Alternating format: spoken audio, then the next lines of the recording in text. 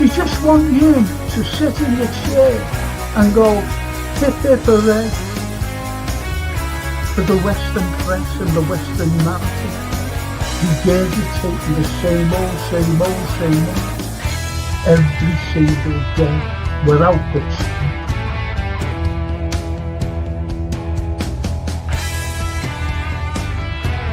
Please watch the first series, the first 2 episodes, the second series. Look at that. Absolutely fascinating. And it was the first time the Beatles had really stopped being semi-professional almost.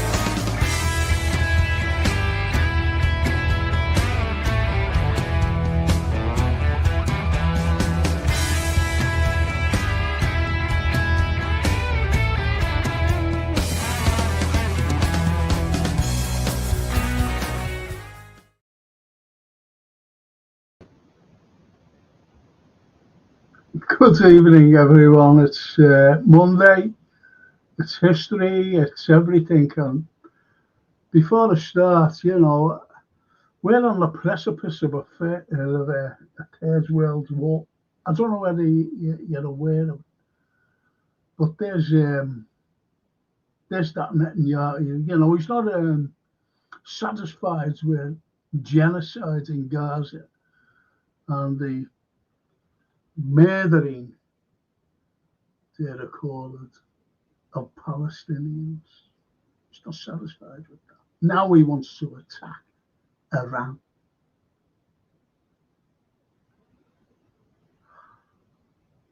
Do you understand? Do you see where I'm coming from and where these people are coming from? Like little Israel, that big.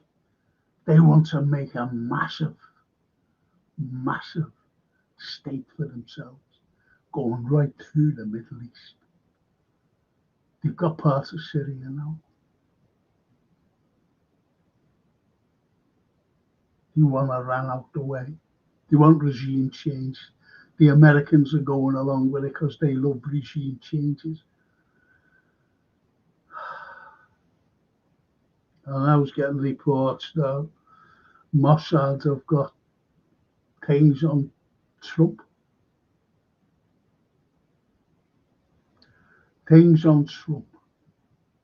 So they're blackmailing him. He can't do anything. He's allowing it. And Netanyahu has put him up for a peace prize, Nobel Peace Prize. Have you ever heard anything so ridiculous? Anyway, I've got to get Painting Services, who sponsors the Frank Carlyle podcasts. Get them in, please. They're fully time served. They're fully insured.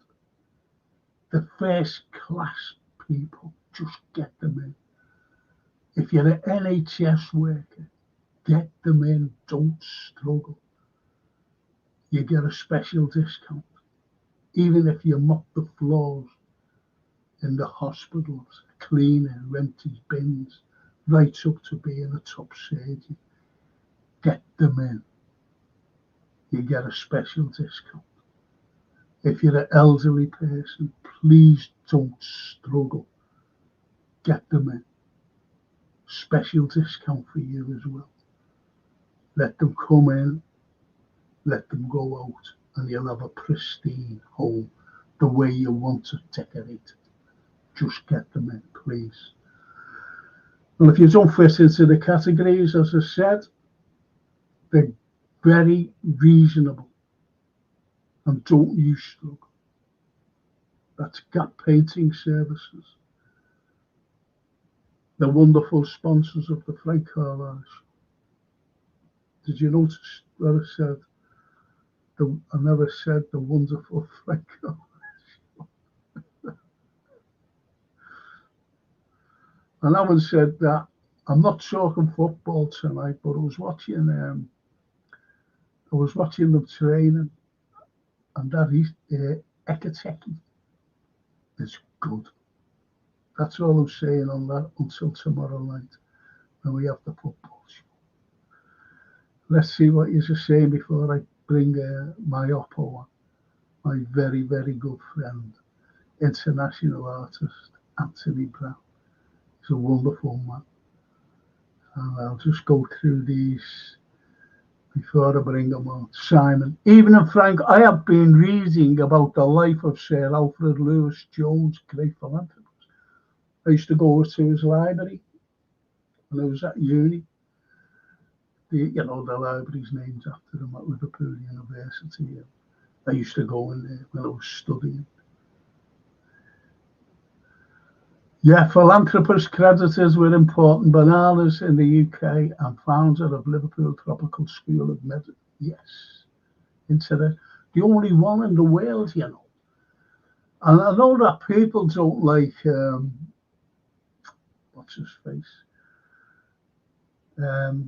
Bill Gates. And he gave $30 million for the ongoing of the School of Tropical Medicine a few years ago. $30 million he donated because he wanted to find out about malaria and such things, these tropical diseases. Hence, the School of Tropical Medicine. It's Bill Gates. But you're right there, Simon. Great fella. Great fella. And it was only through sailors coming home, actually. And they were falling in and dying. And he was wondering what it was. And it was all these little bites they were getting off mosquitoes and these other strange flying insects. Interesting fact, Liverpool's Lita Rosa was the first woman to top the UK single chart with How Much Is That Donkey in the Window? Yeah, that's right. The one with the waggly tail. In 1953. Giving me age away. You're right there, Lita Rosa. Yeah, no longer with us, unfortunately. No longer with us. Our Simon's brilliant, isn't he? He loves all these comments. Professor Oliver Lodge was a pioneer in the early days of radio. In 1894, he publicly demonstrated the transmission of Morse code signals using radio waves. And he was the very first person to give out a radio message from my old university, Liverpool University, which is situated up in Brownlow Hill, right down to the old original Lewis's store where his wife was in there. And the very first message, I've actually filmed about it on one of my DVDs, and it said, he said, "My dear, I'll be home later." That was the very first radio message. And Marconi gets all the credit because he just sold it on to me, said he, to Marconi, Oliver Lodge. And Marconi just painted it. And he gets all the wonderful things associated with the radio.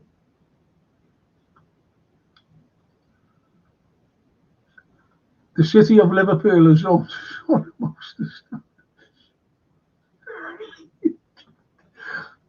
The world's first all-female sextuplets born in 1983. Yes. The RSPCA founded in Bold Street in 1809. Yes. Inventions incorporated the hovercraft and the crossway. Yeah. Spot on. Yep. Absolutely. It's great, isn't it? I think you want to shit here. So, yeah, Frank Carlyle, he invented the hovercraft. What we wanted to do, going back as well, which was incredible,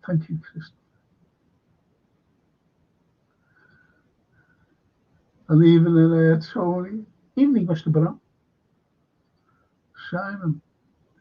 The date, brackets, use and access Act 2025, which came into the effect today, simply highlight the next stage of Big Brother, dangerous times ahead. Orwell's 1984 becoming more relevant every day that passes. I know.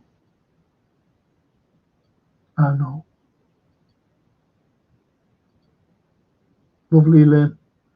Evening, Frank and Anthony. Hope you like that pic I sent of the professor's lunch, Frank. Was that you who sent me that? You never put a thing on. I said, no, sent it. Nobody has a quick look. That's why I never looked properly. Red Bird. Frank, are you Red Bird? I went to see the Overcraft at Morton with me dad. I'll go away, did you?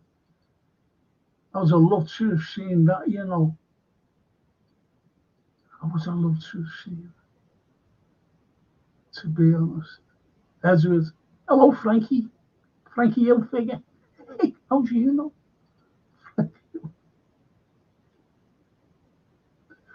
Big up Frank in chat, says Edward. My old mate. Rest in peace to Charlie. Oh, go away. Do you know what? Someone mentioned that, you know, and I didn't really take it in. Oh, Charlie. Oh, no. What a lovely man. Oh, bloody hell.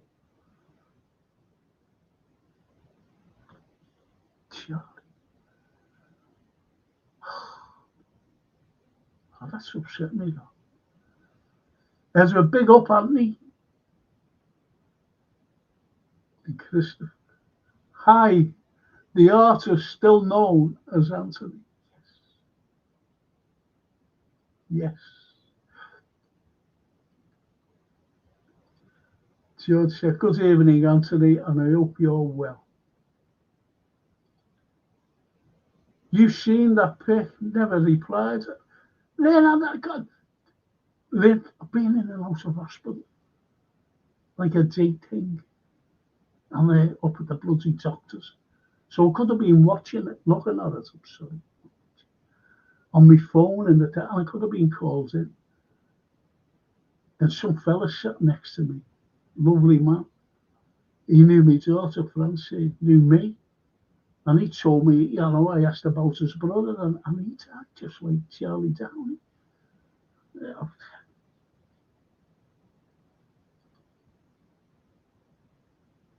So, interesting programme this week, all about Queen Victoria and John Brown and the love child they had together.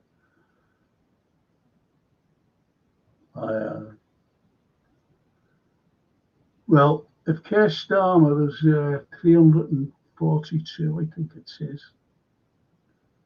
I don't think it was Brownie. I think it was Starmer's. Hello, Anthony. Hope you're well, says the beautiful Bella Italia. And there he is. I don't know where he is. Yeah, there he is. He's waiting. He's waiting, please. Shall I bring him up? Shall I bring him up? I'm not going to bring him up. Let him sit there and admire the castle behind me. He loves the castle. There he is now, Mr. Man himself. Hiya, Anthony. Good evening, Frank. Good evening, everyone. Thank you very much for the mentions, and hope everyone's well. Isn't it nice to you know, they say hello and hope you're well and whatever, you know, to you. That. Yeah. No, I saw them. Saw them. Thank you. Thank you, Frank. Yeah, I'm good. I'm behaving myself, doing my best. And how's our Lainey? She all right? She's good. She's good. She's more. She's got to be more active than me. Because I'm kind of just the lump in the house pictures. She makes. You know how She's more active than you. I think she's more active than the pair of us put together, isn't she? absolute Frank. You and I. Right. The Red Bears. Hello, Mr. Brown. Hello, Redbed. Thank you very much. And What Johan. title? Good evening, international artist, Mr. Brown. Ah, Johan. Thank you very much. It's all very formal. Have I upset the head teacher? Yes. Do you Years know ago. what? Do you know what, Anthony? You know one of the lads there, Johan. Yeah. Not Johan, I'm sorry. Simon. He mentions about the Shavasses. I Now, saw it. as you know, Noel won Yeah. 2 Yeah. Victoria Crosses. One was given posthumously because he died of his injuries that he received. After he was looking after his men, unfortunately, and a shell came in and shrapnel got him. Anyway, his family, he had a twin brother named Christopher, who was a military cross holder. He had twin sisters, wonderful twin sisters, who were also at the front. Also at the front. And they were given out when food parcels came. They were giving them out and looking after the wounded, bringing them back to the clearing station. That's what they did. Twin sisters of Noel Shabazz. Yeah. He also had another brother called Adrian. And when I had all my students and we went to see the World War I graves in France and Belgium, I came across Menin Gate. And when I was looking at the last post being played, and I was looking around, and I was looking alphabetical order, obviously. Thousands of names are on it. Yeah. And there I found Adrian Shavas, his name on Menin Gate. And it was, it was very, it was playing the last post. It was playing at the time I seen it. Then I looked over on the other side of the gate, and I seen Indian lads, the sepoys, and they seem to be forgotten. And hundreds of names of these sepoys, the Indian Brigade, and they always seem to be forgotten. Always. And he has another brother named Bernard. They were all, with the exception of Noel, military cross holders. And that is just below the Victoria Cross. Yeah. So they were all, and he has another sister who had 3 children, and she was married to a vicar. And she used to knit scarves, gloves, and socks for the army to send them out. They all contributed to this war of attrition. That's what I call it. It was a war of attrition. They were saying, come on, you come over. Yeah, okay, we're bang dead. Come on, come over. We're bang dead. And as Wilfred Owen said, he said, we lost the cream of British youth. Because they did, 1 million lads died. Yeah. It's hard to take in. Yeah. And, you know, one of his poems, which I'm not reading, I'm not saying it out, I know it off by heart, but I'll just read the first 2 lines, well, recite the first 2 lines. Well, of 2 poems, the first 2 lines of 2 poems. And it gives you an idea of what this war was like. The first one, and even the title, Anthem, the Doomed Youth. What passing bells for these who die as cattle? In other words, it was cattle being led to a slaughterhouse. Yeah. That's what it was. Yeah. The other one is Dulce et decorum est pro patria mori. And that starts off by saying, bent double like old beggars under sacks.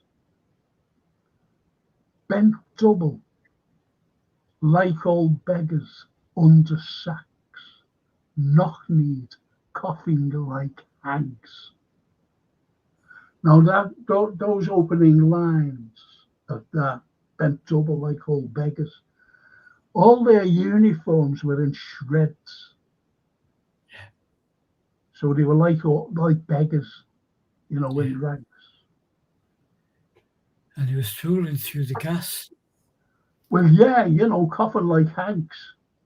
Yeah, you know, but the coffin was, please don't take any offence there, my lovely ladies. It was like what they called an old woman's cough. Yeah. An old woman's cough. And it was prevalent in the day. And that's what he said, coughing like hags. You know, bent over like old beggars under sacks. See, they had nothing to cover them in the cold, the frost, the snow, the rain, you name it. They got trench foot because, you know, there was no drainage whatsoever. And they was just standing there for hours, for days in water. And they all ended up with, not them all, but most of them ended up with trench foot. And that trench foot, there was lots of amputations. And this is what the war was like. Yeah. This is what the war was like. And you had the likes of the last post up Melon Gate, simply because that wouldn't have been played every night, 365 days a year, 6 days a year, 306. If, you know, leap year, that's what I'm talking about. If one man didn't pay for it, and it goes through his estate today, simply because he has a son, a very famous man. He has a son who suffered from myopia. And he got him into the army because he was rejected constantly. And he said, Dad, I want to go in, I want to go, you know, just have a go at these Germans before it's over. Please, Dad, get me in. And he had a words with some general. He said, but you've got to sign a paper. And he said, yeah, okay. And he signed this paper to allow his son to go in. His son was called back by the whistle after they went over the top. And they were called back. And with all the debris and smoke and everything all over the place in the air, he didn't know what way to go, so he just went towards, as he taught his lines, he was going back to the German lines. and he was killed. And that man was none other than Rudyard Kipling. And he was devastated by it. Devastated. And he couldn't believe it. And he wrote one of the shortest poem I know anyway. And it says everything. It sums everything up. And it's about that piece of paper, including the dads who signed the paper for their sons who was 14 and 15 years of age to go to the front. Yeah. And it's, if any question why we, now that they're the soldiers themselves who were dead, if any question why we died, tell them because our fathers lied. Sums everything up. Oh, it's the most powerful short.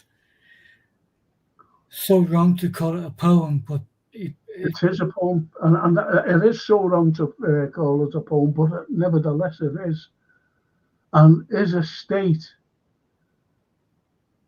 Kipling's estate, still pays for the last post to be played at Menin Gate every single night. Yeah.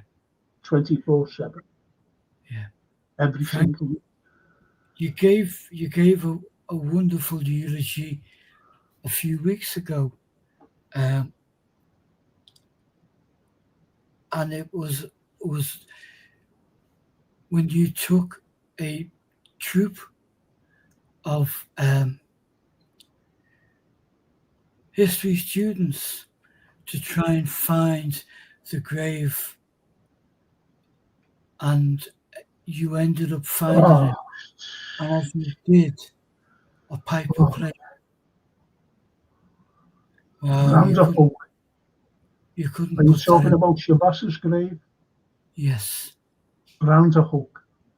And Yeah. I said to this fella, he's from Kent, this fella, he was taking them around, you know. And I said to him, listen, because there's loads of us.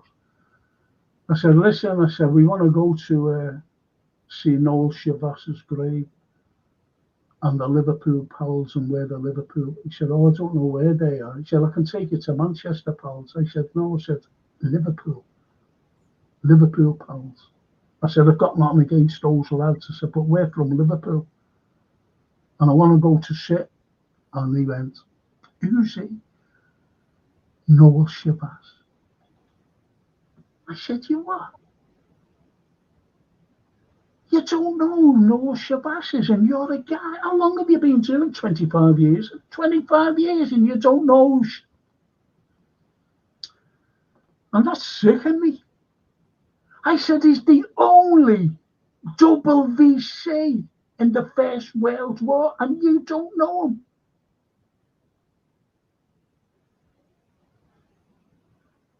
Fuming. But anyway, we went there. We finally got there. And it's a small cemetery.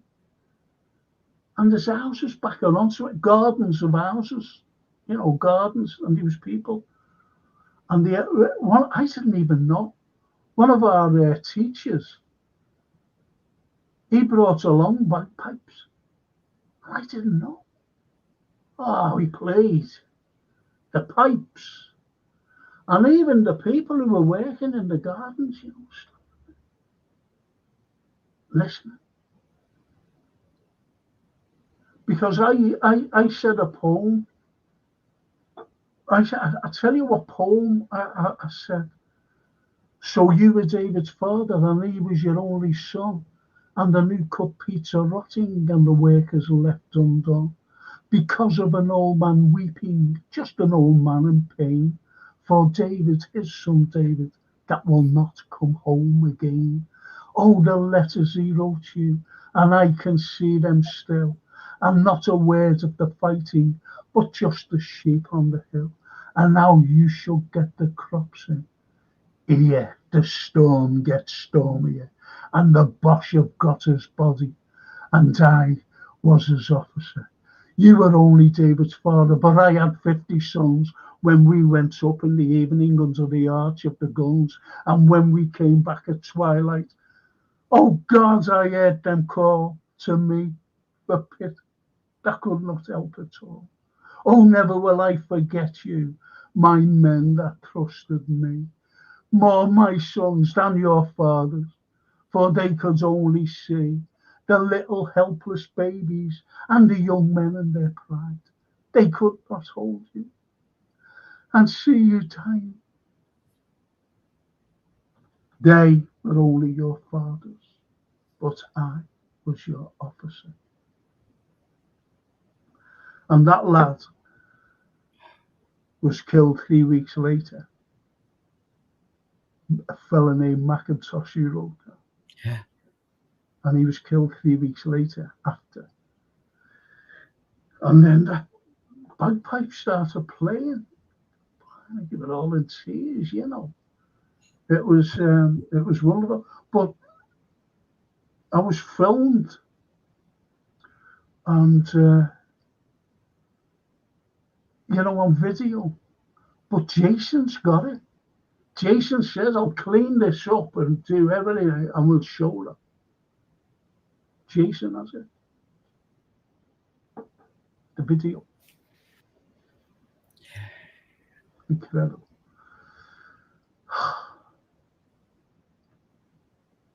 It's so sad. It's so sad. Let's see what our lads have been saying.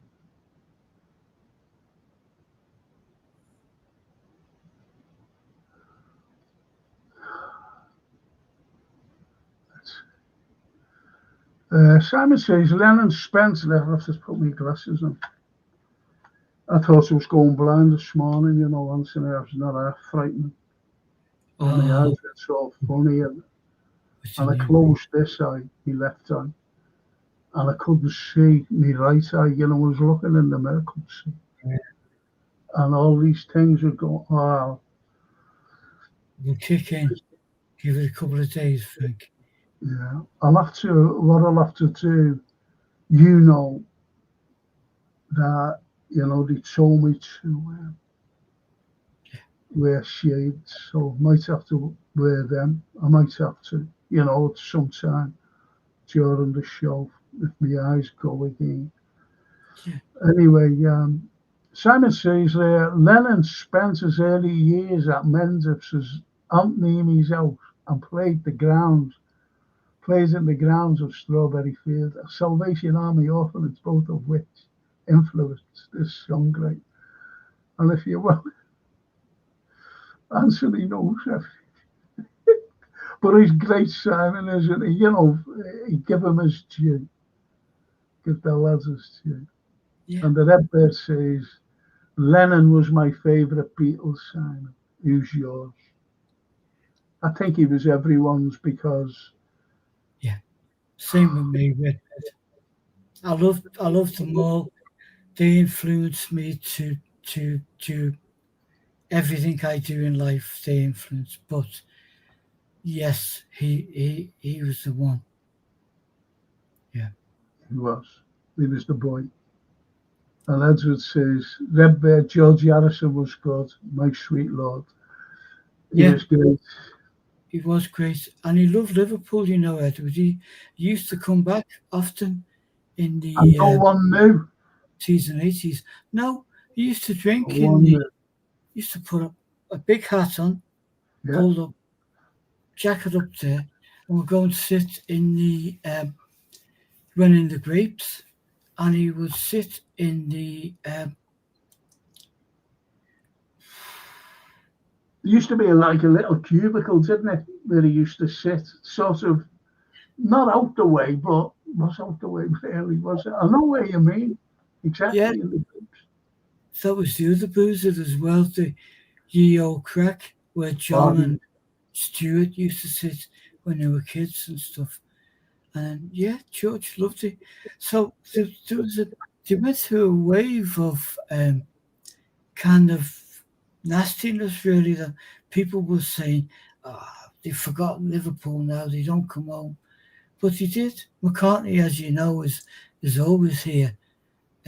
George came, and John would feverishly keep in touch with all his family and his friends from Liverpool and his Aunt Mimi. It was John who took his Aunt Mimi from Menlove and bought her a house in Poole down there by Bournemouth.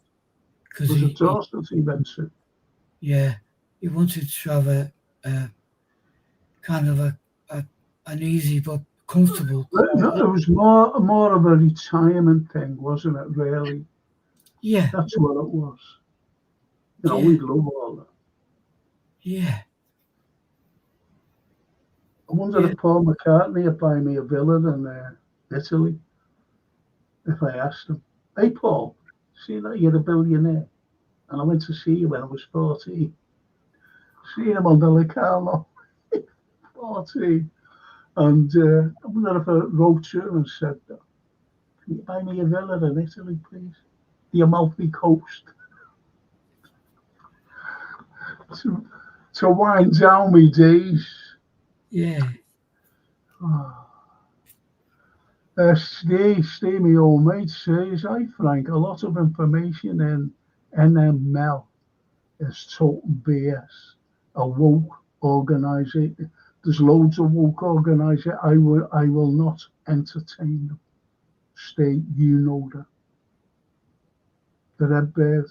Ezra, top song for real, but he's not better than Lennon for me.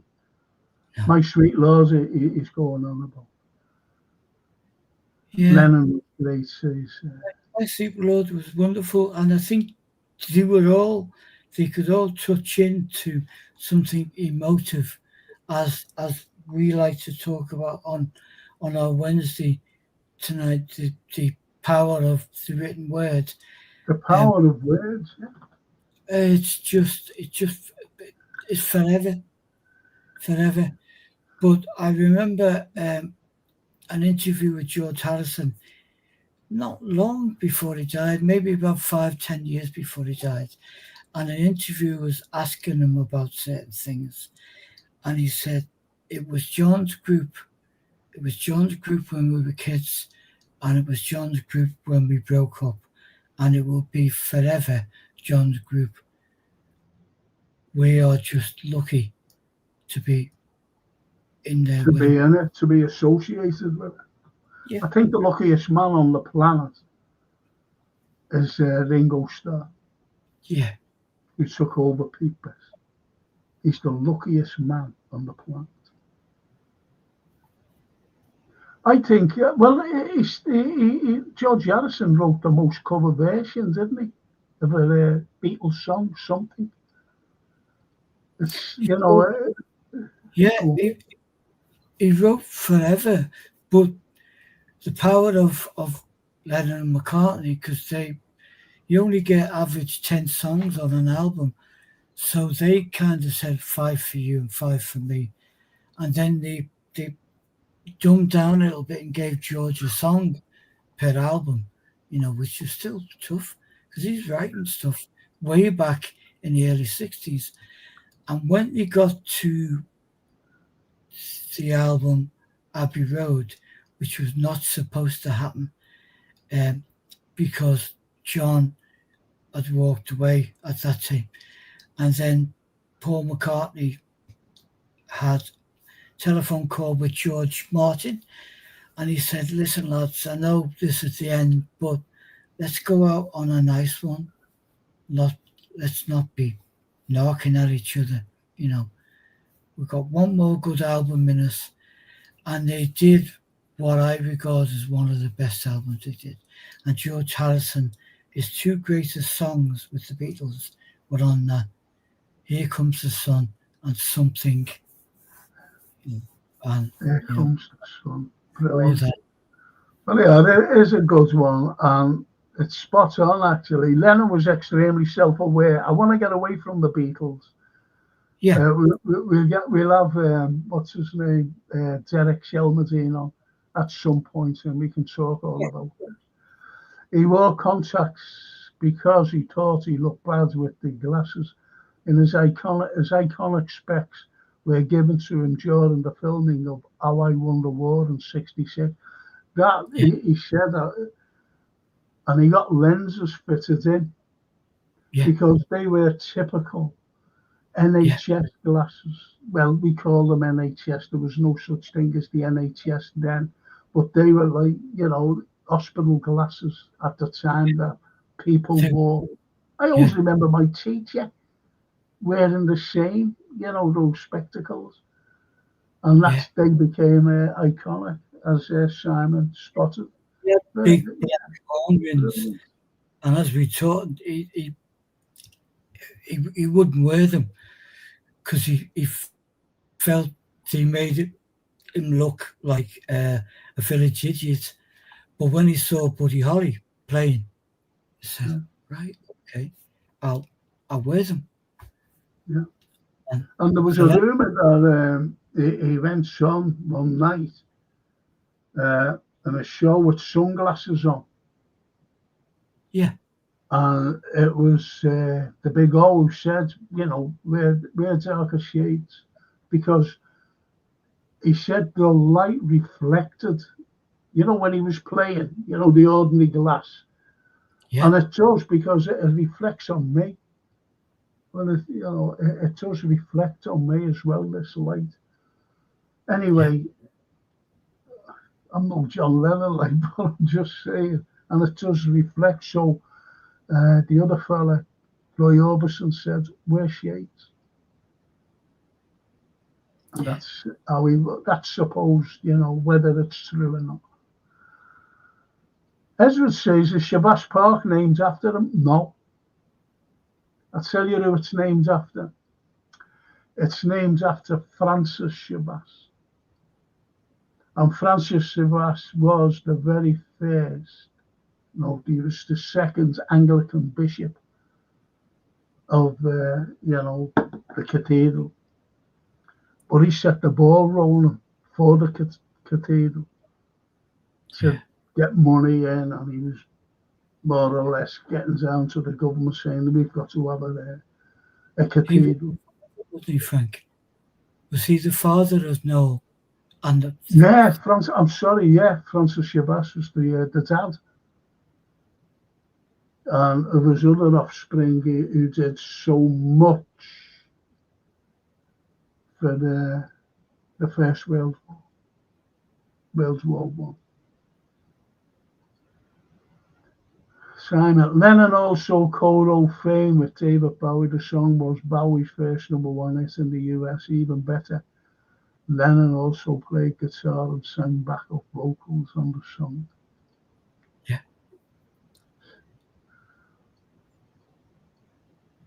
As was Frank the poet. He's on form. Frank with the Yeah, absolute. What a memory. That says it. How many poems have you memorized?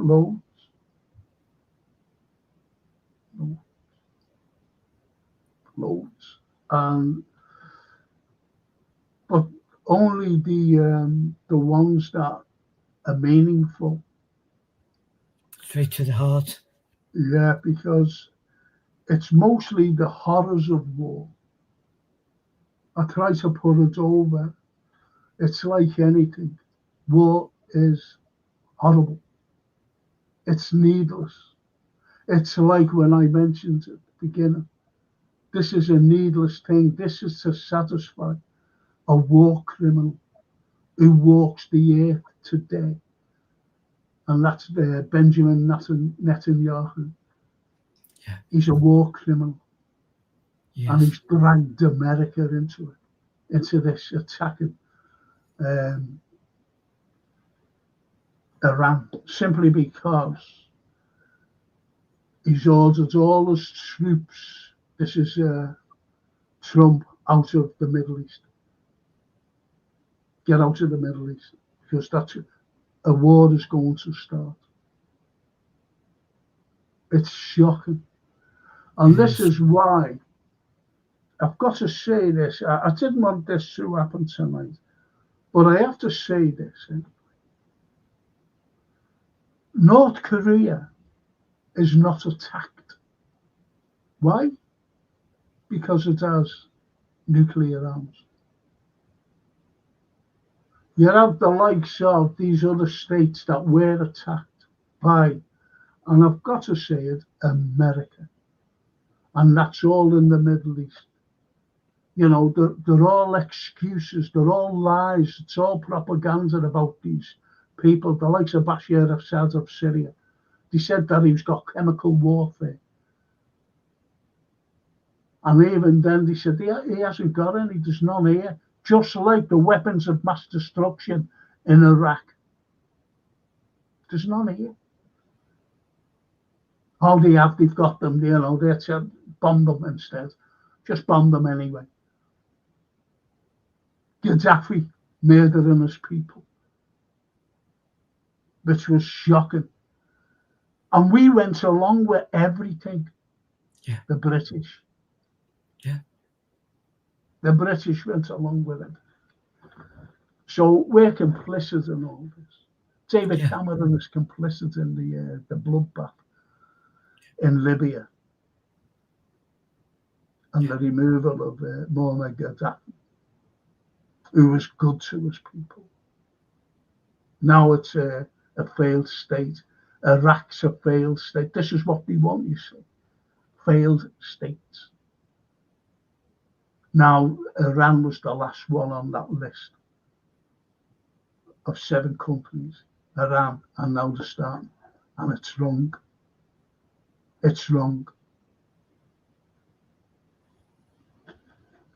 And do you know what? Do you know what will be sickening, Anthony? If Trump does get the Nobel Peace Prize, you'll know. It's like Obama. Obama got the Peace Prize. And he started everything. The coup in Ukraine, everything he started. The murder of Gaddafi.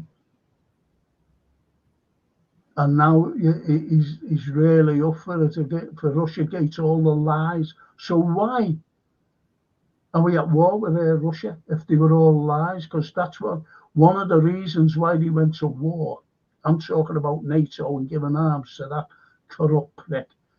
I'm sorry to say that. But you know, Zelensky is because of Russiagate. Let's teach them Russians a lesson. And it was a load of fake news, lies, propaganda to hate Russia, Putin, and everyone else. Just like you hate all the Libyans, all the Syrians, all the Iranians, all the Iraqis, all the Afghans, all the Somalis, you name it, you've got to hate them. Because America say so.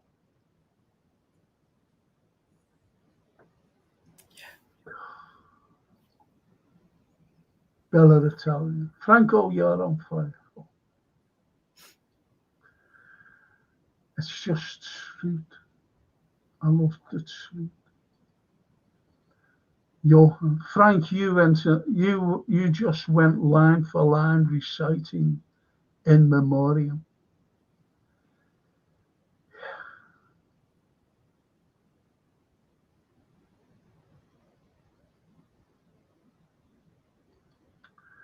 There was a great fella, poet named, I'm not naming our poets tonight, Anthony, because we've got a couple lines up for Wednesday. And his name was Siegfried Sassoon. And, you know, when you say, Siegfried, is he a German? No, he was English. And he was Jewish. And there's one line. Now, don't forget this fella's Jewish. And he's seen all the horrors of war happen. He had his brother Michael killed blown up. And he just said, now don't forget this fella's Jewish. He said, oh, Jesus, make it stop. Simple as that. Powerful stuff. And I spoke to him somewhat because I was thinking, and I went, I wonder where it is. Anthony, here's the sketch behind you. Is it Lennon? There is a Lennon one. That's a print of him. I did that 1983, but I don't. Frank and I talk often. We talk to you guys often about the things that trouble us. We unfurl them on you guys. I don't have the original anymore. I didn't sell it, and I didn't give it away, but I don't have it anymore. So the wheels of business in art, literature, and creativity are crooked. So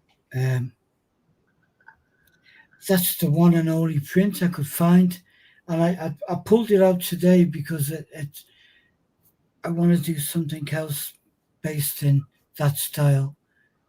So yeah, so well spotted. Well, you know, which is strange, actually, not strange, but you're talking about, you know, the Beatles. Yeah. You know Tony Snell, right? Yeah. And Mike McCartney got hold of him. I did a thing with Mike. You know, I was a judge. Me and them were judges about street art, right? You know, on the pavement. Anyway, some Brazilian lads won it as a brilliant. Anyway, he gets a message off McCartney, and he said, "Listen, I've just had a message off our kids." He said, "There's an historian who you have on, Frank, I think his name is." He said, "Yeah, Frank."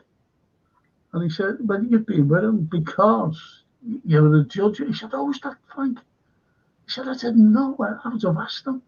Anyway, he said, "Is there any chance to send our kids any DVDs?" And he sent him a bundle of them, right, of the DVDs that I done. I'll get on to this. Bill Clinton was in town. He was giving a talk at the Oxford, the Oxford thing, what they have each year. And he was one of the speakers. Well, he was the main speaker. So we went down to the Oxford thing and gave a speech. And when he finished, when he was getting, don't forget, there's all these FBI, CIA fellas surrounding him as the agents. And he said, is Paul McCartney in town? No, in America, your nearest neighbour's like 200 miles away, if you know what I mean. So it's nothing to them, a few hundred miles. And he said, we'll find out. And he was. And he was in St. John's Wood. He was in his home at St. John's Wood. Clinton gets down there. They phone. How they got McCartney's number? I don't know. Must have everyone's. And I'm going back years ago. And anyway, he said, President Clinton wants to meet you. He said, can you, accommodate him? He said, yes, sure. So anyway, he gets there. And they talk and, whatever, having a coffee, a tea, whatever. And Clinton asked about Liverpool. He said, how was it? Because he used to come up from Oxford when he was at Oxford. Not as a speaking, he was at Oxford. And he used to come up and he used to go in the grapes. I don't know whether there's a photograph of him, in the grapes of Clinton. Anyway. Track yeah. Excuse me. Anyway, he asked. And he said, well, there's a story. he said he's made historical DVDs, and he goes around the city because he was asking how this. He said, when I was there, he said it was very grimy. That's what he said. So he said, well, you know, and he gave him 2 DVDs. So Bill Clinton somewhere has got me DVDs. I wonder if he's still looking at them. And Gloria Estefan, by the way, she's got one. Gloria, all right, Gloria, how are you? I didn't know it was Gloria Estefan, you know, Anthony. Because anyway, I was bringing them around, and she said, have you made any? I said, yeah. I said, funny, and I did. I had one on me, and I was bringing it to a friend who bought it, actually. And she said, will you sign it? I said, yeah, I forget what one it was. Signed it for her. Gloria Estefan. I didn't even know it was her until the very last. Anyway, My Sweet Lord was copied. George got done for it. Yeah, he did, Christopher. 3 notes. Yeah. 3 notes. George Harrison subconsciously plagiarized My Sweet Lord, says Pak Bung Chan. 3 notes. We do it, we all do it. Oh, look, there's my lovely friend who's coming to see me next week, I think. Yeah. Evening, Franco, Anthony, and gang. Annie Mac. Annie. War is expensive, peace is priceless. Yeah. Can't get any better than that. Yeah. And Johann, the living embodiment of evil, Satan Yahoo. Listen, hang on, I'll just see what George says, and I'm going for a break. Frank, your mention of the Anglican Cathedral reminded me of David Shepherd, former bishop. He was at uni with our youth club leader and got us 50 Liverpool tickets for the game in the early 80s. He was a beautiful man. Him and Bishop Warlock. And that particular statue of them in Hope Street is testament to their friendship, unity, and respect and dignity. 2 beautiful men together. Yeah. No matter what side of the curtain you fall in religious ways. And I'm going to go to a break right after Annie Mac.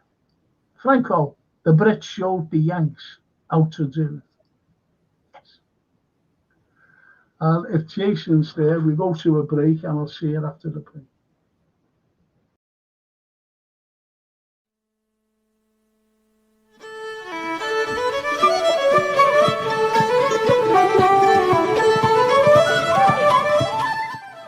Time for our next hero. And when this man's name is mentioned in the Everton area, it's just oh, what a great fella he was. His name, Dr. Jerome Connolly.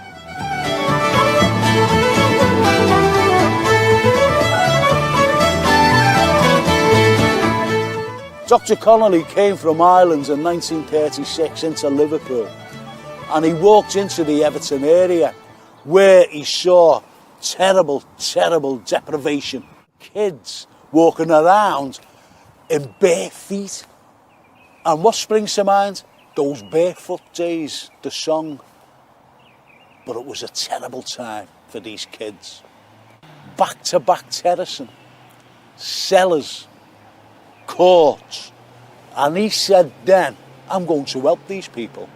And don't forget that this was long before the welfare state. What did he do? He waived his fees. He helped children with malnutrition, helped children with other diseases such as rickets. And also people had great pride then, you know, albeit that they couldn't afford anything. And yet what did this man do, Dr. Connolly? He used to leave some money on the mantelpiece so that they could buy food, using his anonymity, so people still had pride and dignity.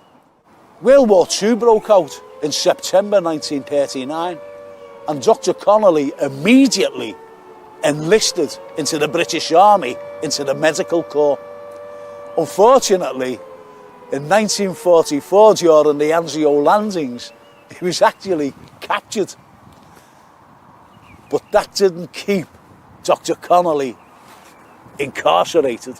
He escaped, and he escaped into the Apennines, where the Italian partisans were fighting the Germans. And what did he do there? He helped people with malnutrition, he helped the wounded, he even helped to deliver babies. He became a cult figure to the Italians. And they said, this Englishman with the red hair, and very, very politely he said, no, I'm not actually English, I'm Irish, because he was a very proud Irishman.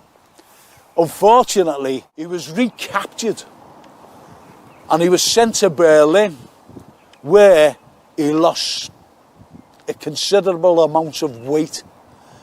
And when the war was over, obviously, Dr. Connolly was repatriated back to Liverpool, and he got off the train at Lime Street Station, where his partner in his practice, which was in Juvenile Street, greeted him. But Dr. Goldberg didn't recognise him, because he was very, very, very thin, skeleton-like. And Dr. Goldberg just put his arms around him and said, oh, he said, I'm so glad that you're back home, because Dr. Connolly shouted him, just didn't recognise him.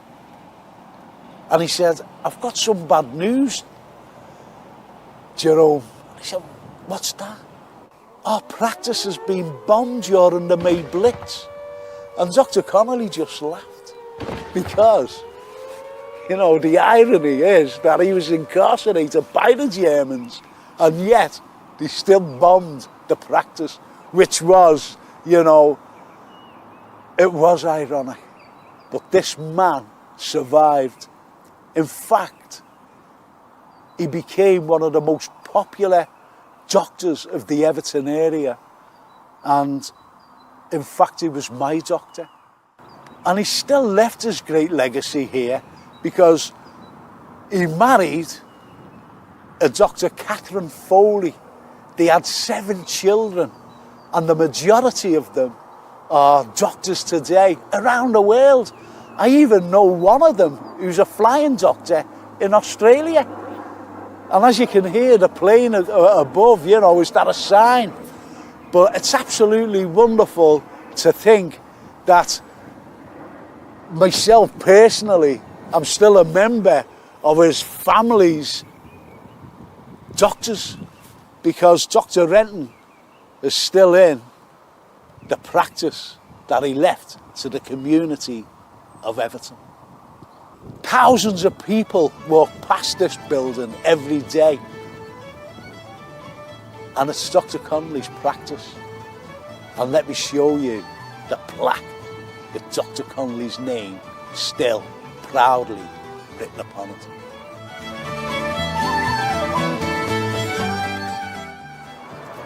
And here is his legacy for the Everton community, and his name proudly displayed on the building itself.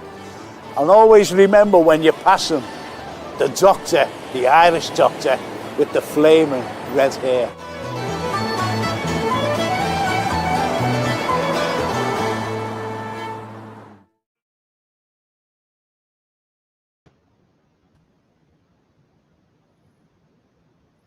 That's a truly beautiful story. That you told me that before, but that is just fantastic. Just a great man. Just a great man who came over. He felt sorry for kids who, you know, there was no NHS then.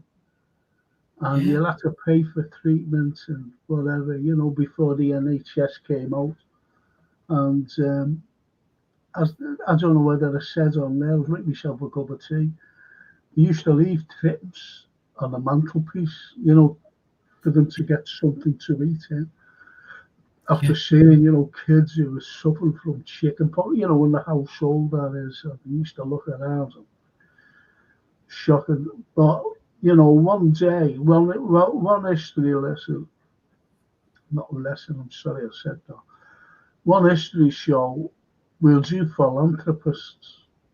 We will do philanthropists because there are some fantastic people who gave a lot for Liverpool. And Jessie Crosby, what a lady she was. Yeah. About underprivileged kids.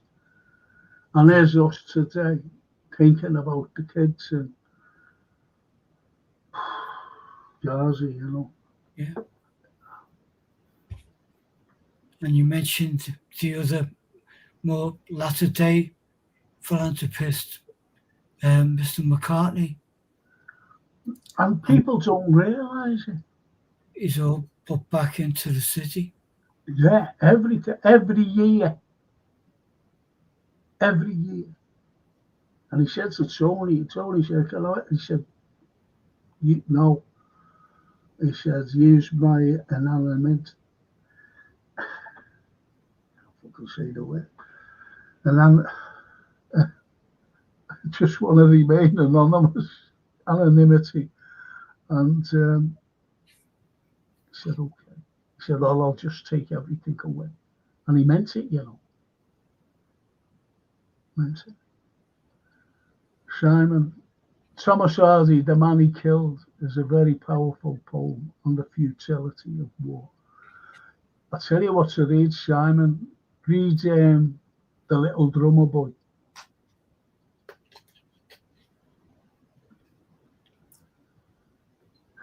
I'm not protesting against the conduct of war, but against the political errors and insincerities for which the fighting men are being sacrificed. Well, he went, Siegfried Sassoon, he went to Parliament and he demonstrated. Now, if that was been me as a private or whatever, I would have been put up against the wall and shot for treason. But because he was an officer and came from a privileged background, because he was demanding peace talks, so they sent him to a place called Craig Lockhart up in Scotland. They're saying that there was something wrong with him. He's had a mental breakdown. And he didn't. So anyway, he wanted to get back to his men, and that's where he met Wilfred Owen. So he wanted to get back to his men. Both of them. And he had to sign something soon to say that he wouldn't bother politicians again. So he signed a paper. Isn't it strange how you sign papers? If you know what I mean. It's like Rudyard Kipling's paper that he signed for his son Harry to be killed. And, all the other lads, kids to be killed. I know that, not just Siegfried Sassoon signing paper, for his son who was more or less disabled. There was other dads as well who signed papers for their disabled sons. So it's applied to everybody. These are the undercurrents that you don't get to hear about and talk about. Who went to war, if you know what I mean.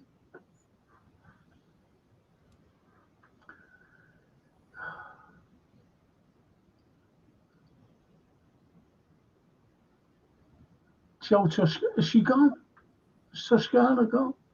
Oh no, she's letting on to it. Thank God. I thought she went. Christopher Ozanley said the world of art and literature is crooked. It's even more now because of AI. It's ripping everybody off.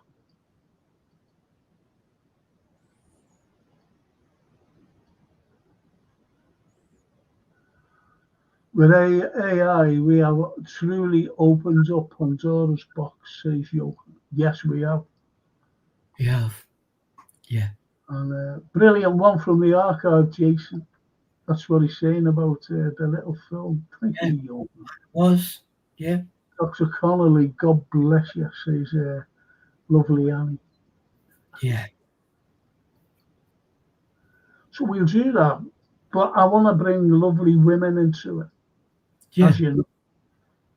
But we've got something of a surprise, haven't we, on Wednesday? Yeah. Yeah. And I love it, for the people who follow us. You can't believe that the likes of the history of literature can be so fascinating. Because it's the people. It's the people behind, isn't it? Yeah, it's the people behind, of course. It's what they went through to achieve what they did, and how we are blessed for it. Some of the people you've mentioned and we've talked about, and we've talked about to our lovely chat, are just like dropped down from the heavens to do Yeah, what you know. because they come out with comments that are profound, actually. Yeah, They are very profound. And we're commenting. It's like what Edward says, any guests in the future for the history show? Yeah, I've got one.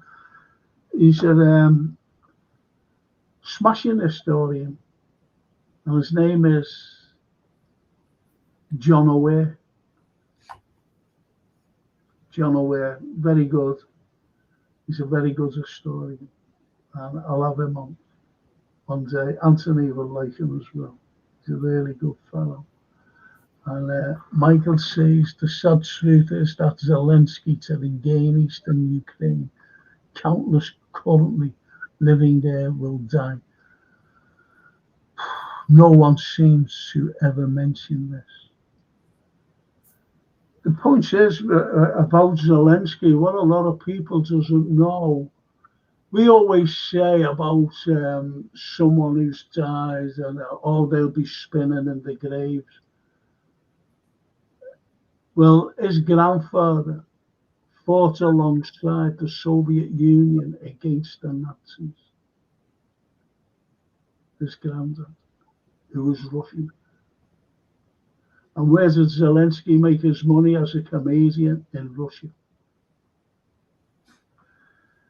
But he's a puppet. He's a puppet not just for the West, but also for the Azovs. But I want to get away from that. Really, get away from there. Because that's for their current affairs. And also, I just want to talk about some Liverpool history, for example. And there are some fascinating facts about, like, there's Simon going through about the very first this and very first that. And there are lots of firsts here in Liverpool. It's like the very first underground tunnel. And I mean underwater tunnel. Under the river. And no one could do it. We did. We did. And if you think about even the dock system, the greatest thing is a dock system around the world. And it was us who did it. Liverpool, a dock system. And if you think about that, because people used to just come into harbours and it was difficult. It's like before our dock system, excuse me, ships used to come in and used to blow out, up to the ship in the middle of the Mersey, getting the cargo off wherever it was. Then when they built the dock, and especially down in Garston, what you had John Cragg, a fellow by the name of John Cragg. Now, when the very first church, cast iron church, well, it was a church, but it was a building to me that used iron. So it was the very first cast iron infrastructure of a building. So people were made up of it, this is brilliant, instead of using wood. So they wanted iron. So John Cragg was making the iron for these structures around the world, especially America. So anyway, the Liverpool Council went, they're smelting that good here. There's no way that you're going to the iron here, because when you did this smelting and whatever, making these things, they left a horrible brown stain all over the place, like a rust, and you couldn't get it up. Okay. So he said, okay. And they went down, funny enough, to where they were going to build the second building in the world to use an iron infrastructure, which was the first one was 1814 at St. George's Church, still there today. St. Michael's in the Hamlet was the second one. So that's where he was smelting it, Cragg. So anyway, when people were asking, countries, not people, when countries were asking for this iron, certain iron, and, what has happened? They used to, bring it out to them. They used to bring it out to them, these people from Garston, and they were known as the mudmen of Garston.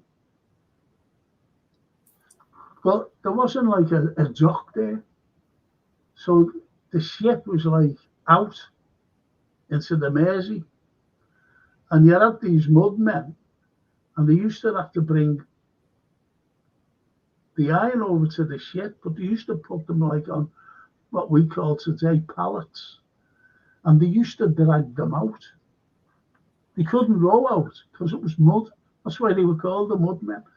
But there was lots of deaths, unfortunately. Sometimes they got there and just sank with the mud. Through the mud, just went down, couldn't be saved. But, nevertheless, they still got the iron up over to the ships. Hence the mudmen of Garston. And it's things like that, that was going on, John. They say about the Industrial Revolution, and that it started in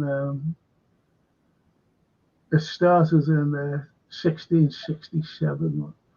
I think it started long before that, in 1715, to be honest, rather than 1767, because of the dock system and the making of the dock by Thomas Steers. See what I mean? So it really started here.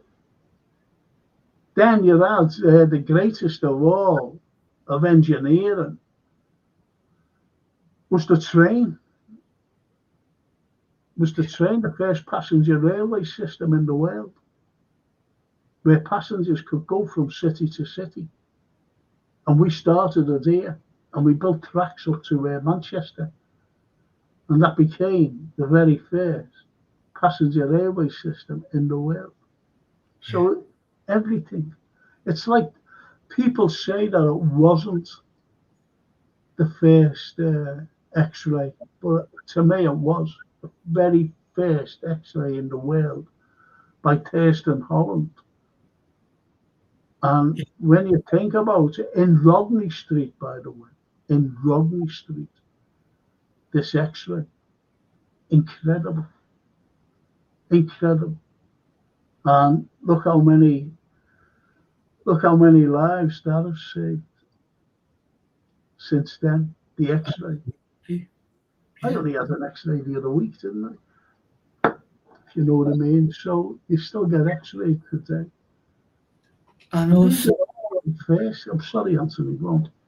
No, all I was going to do, Frank, is just add the sad addition to the train, the invention of the trail and the railway, excuse me, was also we suffered the first fatality because of that. Yeah, yeah, it was. It was.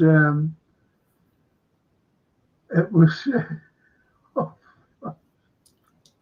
looking at him now. It was the MP, and he was a major shareholder, by the way. You know what? The Uskerson. It was he was the very first. He's one of the major shareholders. Major shareholders.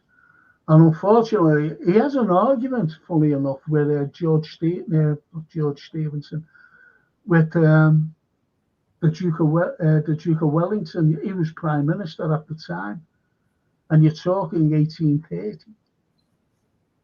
And when he came up, Wellington, to open it, and go along from Liverpool to Manchester as one of the, but he went on board the rocket. And Uskerson seen him, and he ran over to see him. And unfortunately, he slipped, and his leg went over the line of the rocket, and the rocket severed his leg, and he bled to death. To William Uskerson, Wow. MP, major shareholder of the railway. And that's what happened to him. Someone mentioned, hang on, George Seth. Let me just, please. Frank, was Mark Brunel's Thames Tunnel not the way? Do you know what? It's people, George, that try to take away things of Liverpool and the very first tunnel, believe it or not, was from James Street, Liverpool to Hamilton Square in Birkenhead under the tunnel, under the Mersey. It's the very first. The very first.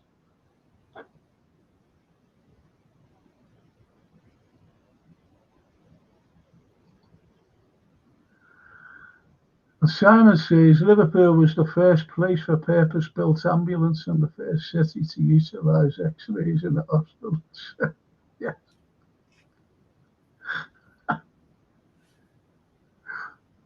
Brilliant.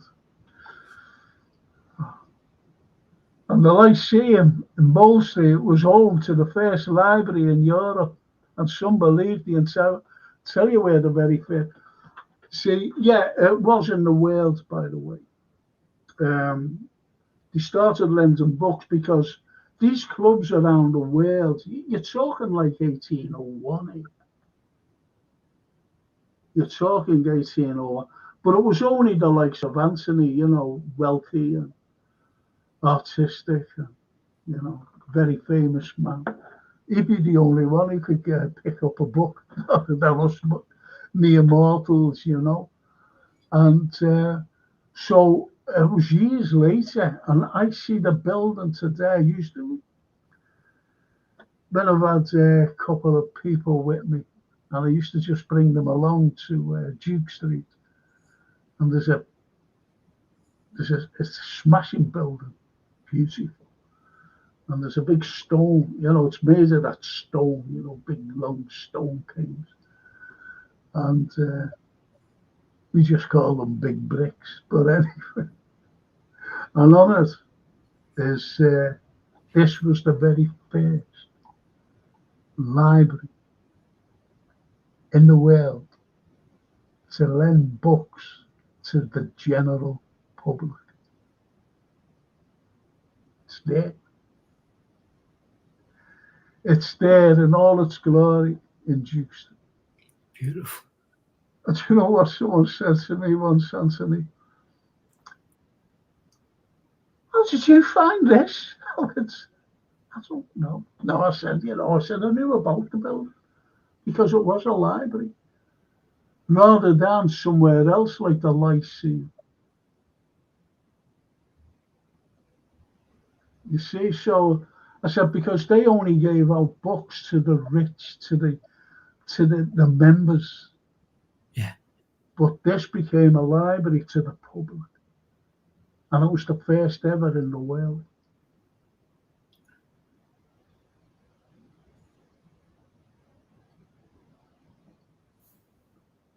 And he says, visited York Railway Museum. Brilliant. Yeah, it's absolutely stupendous. And you see the biggest steam engine in the world in there, Isambard Kingdom Brunels. But the gauge was too big, too wide. And they couldn't like go around the country putting all these things down. So they just stayed to the same gauge.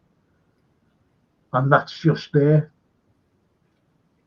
for their posterity. Which is great, by the way, when you look at it.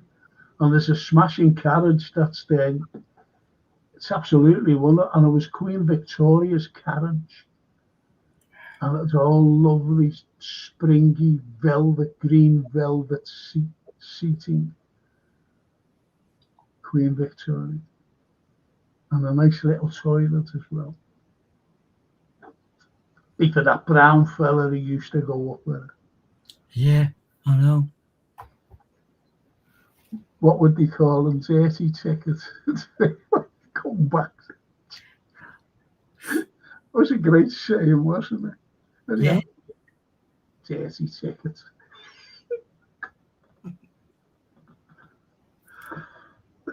Excuse me. It's only a saying, by the way, guys. Get the likes up and subscribe if new. Show them Frank some love. Isn't that nice? Says the red bird. Red bird.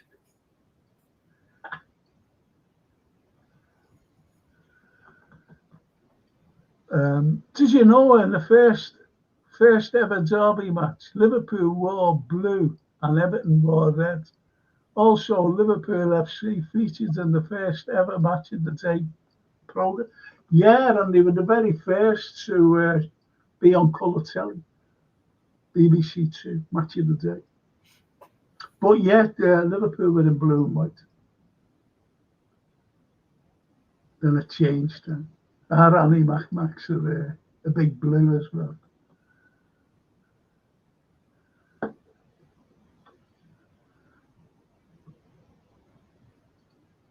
And Annie says, Liverpool, the first tropical medicine hospital. Oh, yeah, in the world. Yeah. But you've got to give Bill Gates, I know all about COVID and everything else, but without him, it would have diminished. And he gave $30 million, as I said, to keep it going. And build a new, like building as well. Not like building, but build a building as well. I'll have to have a slurp of this. Go on.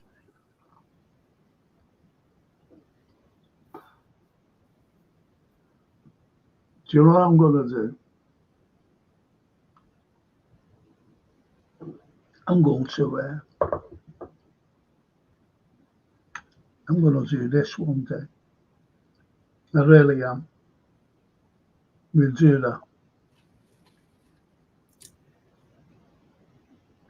Yes. The RMS Titanic. Yeah. Why they sank it. We'll do that one day. Yeah. Hey? Yeah. Or one night. One evening when everybody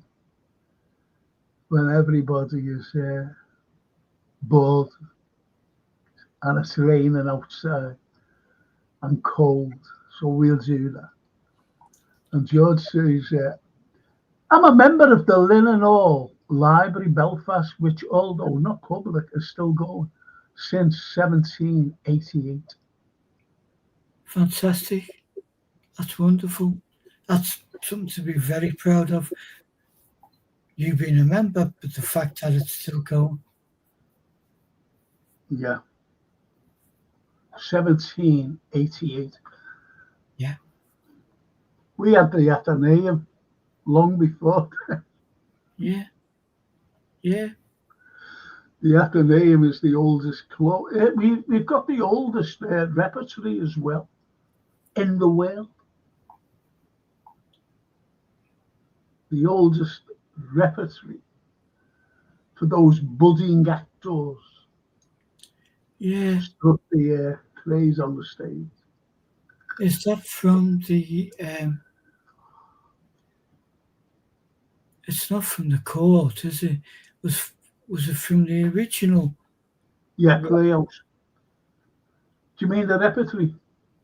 Yeah. Yeah. There's always been a playhouse. There's always been a playhouse. And it was been even the I don't think JC will be able to get it. Can I just go to something? Yeah. There's Annie there. Look up the toppies. I'm not saying that F words, you Annie.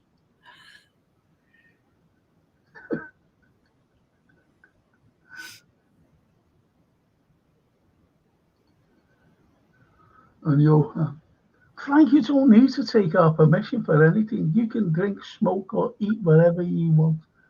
We even watch you on the dark, in the dark on Friday. You're too kind. Yeah, when I went shop. I know the 50 pence ran out, didn't it? With no money for the meter. I'm going to show you something here. Let's see. I think it's this one. No. Yeah, just before I want to say something. Now, there's a great picture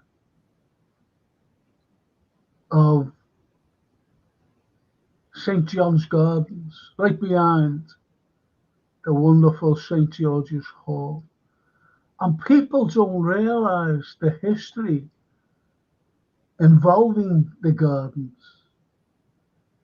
Because if you look at the bottom left, as you look at it, the bottom left, and you see those tenements, Yes. that's where I lived. That's Jerry Gardens now.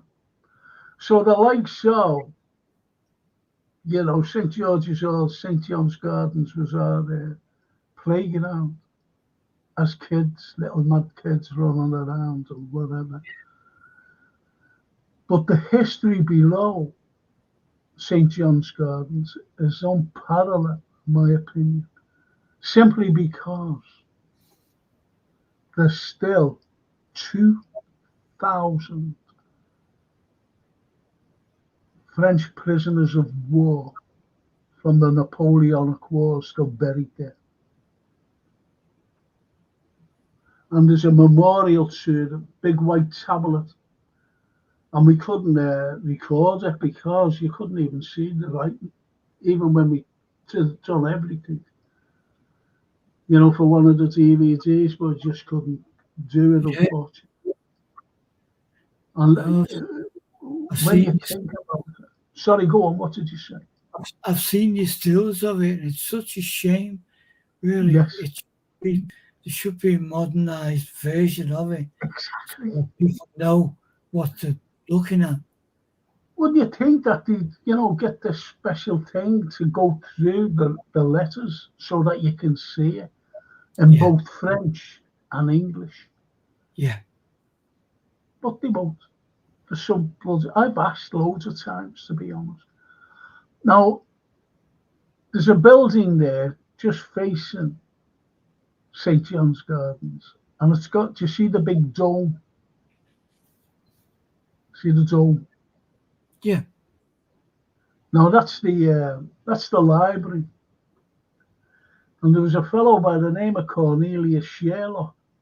Now, when all the neoclassical stuff was being built, they all went off on the strange ways and different, going over to Italy, going over to Greece, looking at these wonderful temples and looking at documents and whatever of these wonderful temples. Anyway, he came back And look, and I just showed, I love Jason. There it is, that's the, you can hardly read it. Oh, yeah. And there it is. And I'll try and read, I've got my bloody glasses on. Right, I'll try and read it. I can't even. No, just to her sons who died in captive in Liverpool, 1779 to 1803. Oh, it must be longer than that.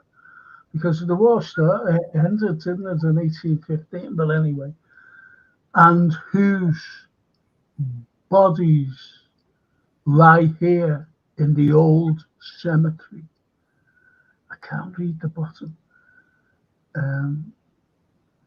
Saint John the Baptist of France,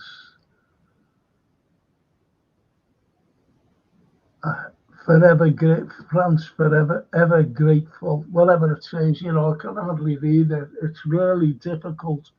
But that's the English version. And on the top of it is the French version. Thanks, Jason, for that. Putting us up. That's the only thing that's there to commemorate the French, the Napoleonic lads, French soldiers who died and died in captivity. But they were put just, they asked, sons who died in captivity in Liverpool 1772 to 1803 and whose bodies lie here in the old cemetery of St. John the Baptist, France, ever grateful. Because dignitaries used to come over from, thanks Jason, thank you so much. Jason put that up, by the way. Dignitaries from France used to come over and, lay flowers. Yeah. And there's what Jason's put up in French as well.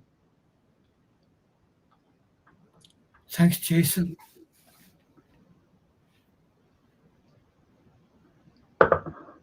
You see what I mean? So we do, have you noticed how we recognize people? We recognize people who have died. And St. John's Gardens, it's beautiful because there's memorials to everybody, even kids who have been run over and killed on our roads. Things like that. Yeah. The wars, the forgotten war in Korea, known as the Forgotten War. Yeah. There's a great film, but he won't come on. Best historian I know, an archivist, David Owens. Yeah. Martin's Bank, Liverpool, in 1860 was the first UK bank to use computers. Elgar's Pomp and Circumstance, March, featuring Lands of Hope and Glory, was first performed at the Liverpool Philharmonic Hall in 1901 and dedicated it to the hall. Great, that's it. And you know what? I was only talking about it, was it today or last night, to our Francine, because she wants to see the Beatles. Yeah. The bootleg Beatles. I think that the bootleg Beatles don't really are. Because Sophia, my granddaughter, she's into the Beatles. Yeah. She said, I'd like to go and see it. So I said, okay. I said, I'll get you the tickets. So I said, where did they appear? And she said, up there in the Phil. I went, oh, that's good. I said, when you go in, just have a look on your right. I said, you'll see a plaque dedicated to the orchestra on board the Titanic. It's the only plaque. It's the only dedication to the Titanic in Liverpool. I know there's a monument down the pier head, but that's dedicated to all firemen. You know, the lads who are the stokers, in other words, on the ships who were killed, including the Titanic and the battleships in the First World War.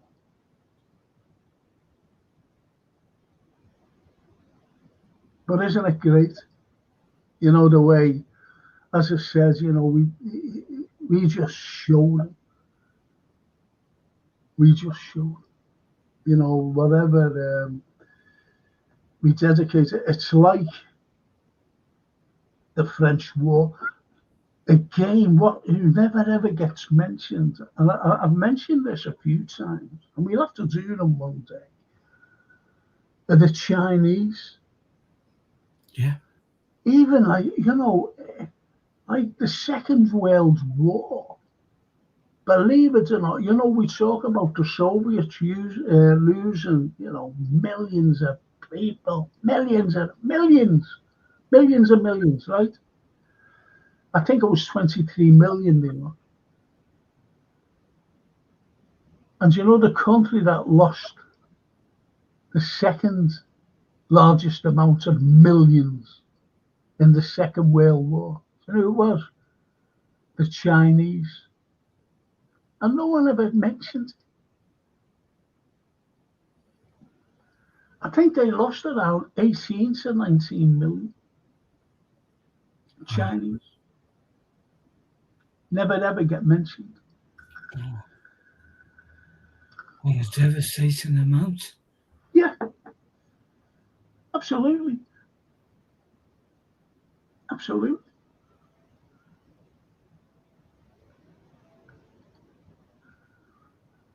So, built in 17 as a charity school, Blue Coat Chambers in School Lane is the oldest surviving building in Liverpool.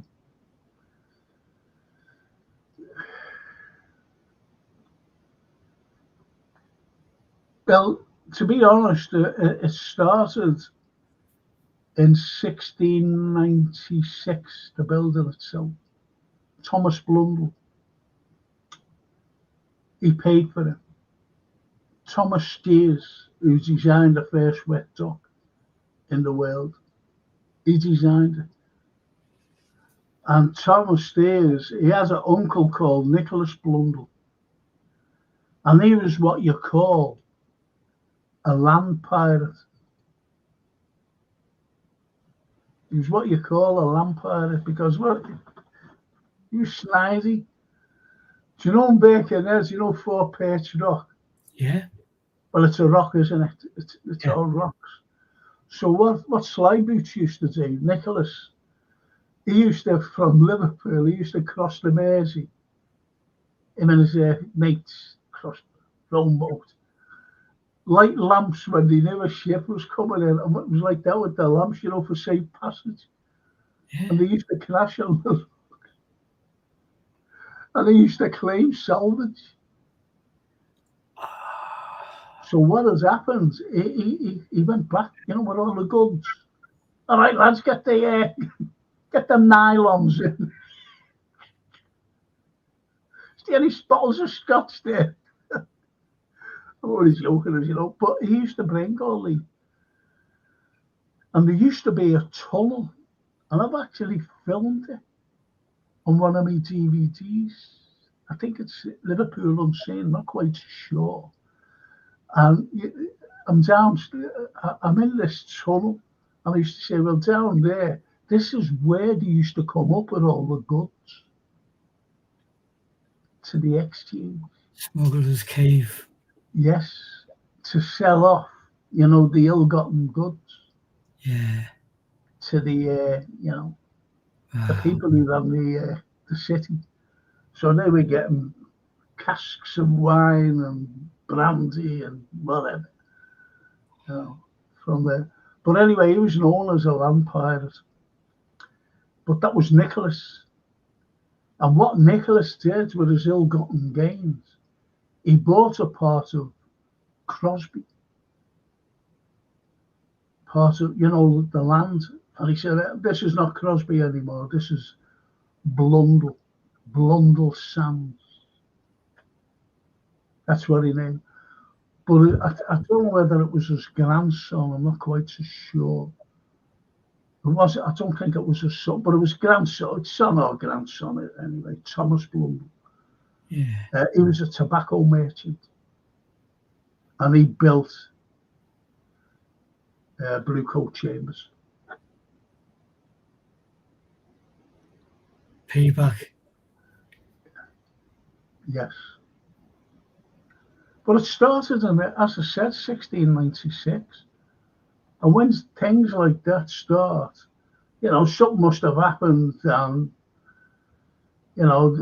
delay, whatever, building the thing. Yeah. But apparently, to my knowledge, it's opened in, see, you get dates. And I've gone through loads and loads of dates in my time, and it always came up with 1711. If you know what I mean. Yeah.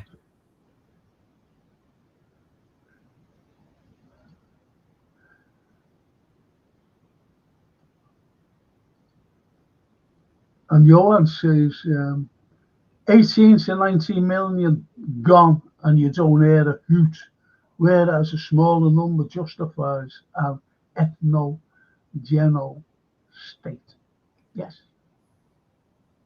You don't hear about it. It's like Trump.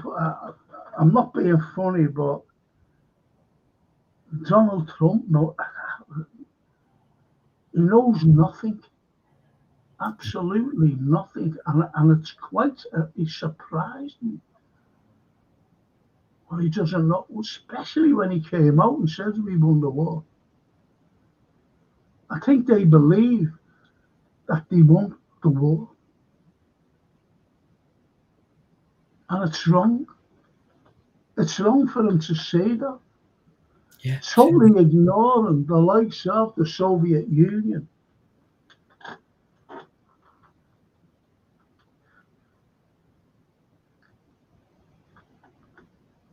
But it's all changed now, if you know what I mean. And Keir Starmer, his plan is to go to war with China, honestly, over Taiwan.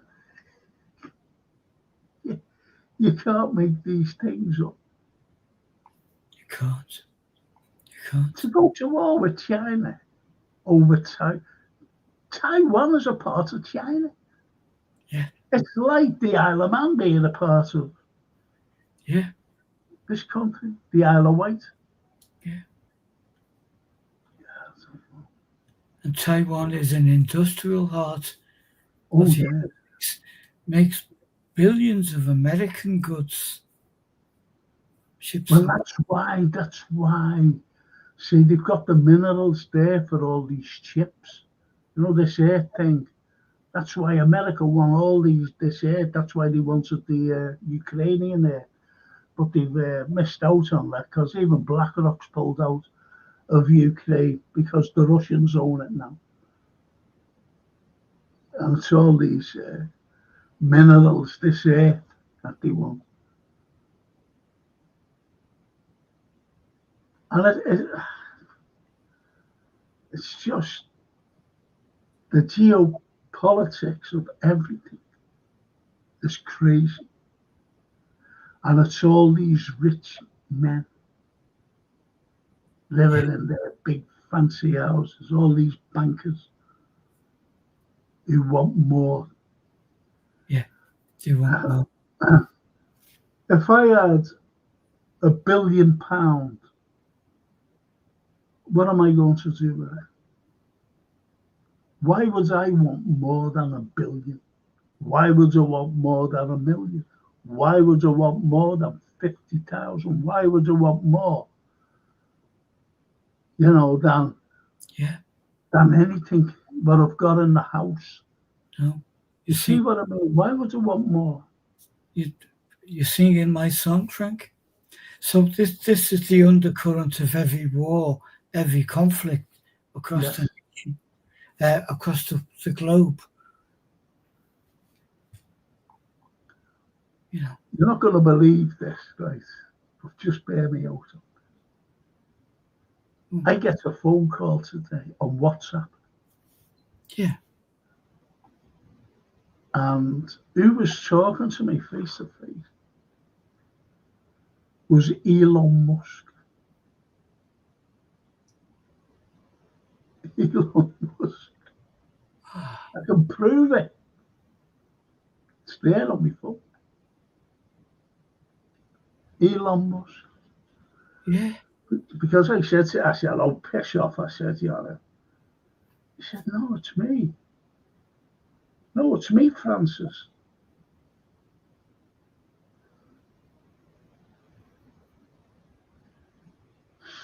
And let's see if we can get, honestly.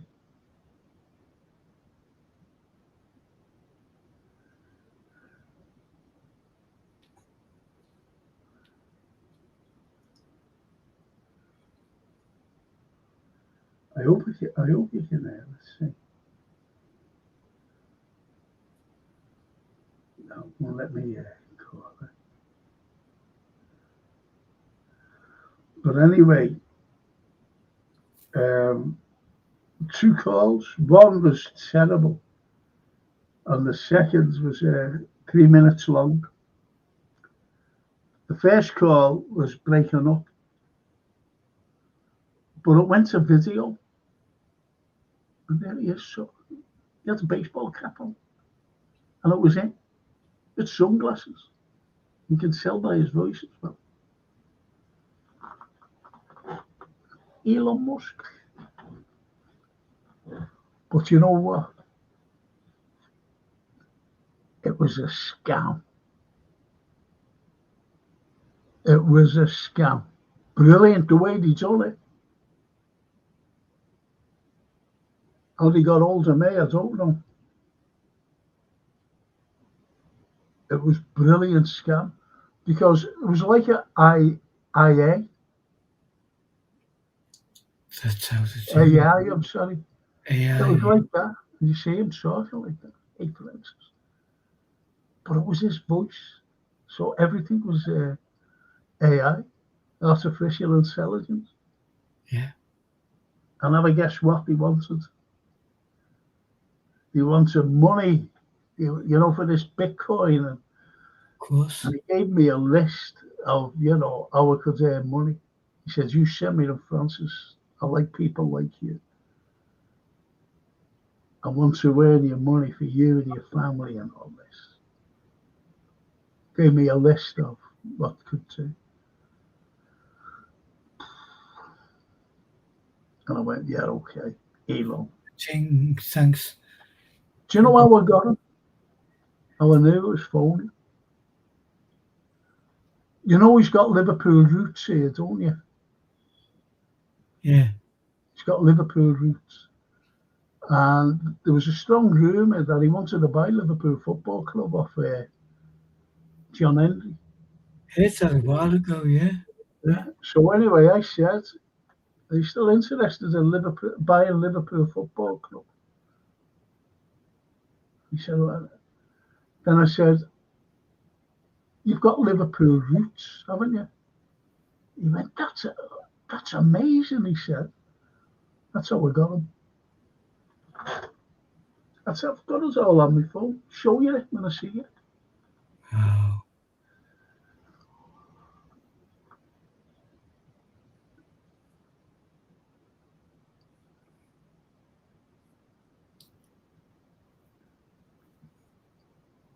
Taiwanese, excuse me, semiconductors are the best in the world.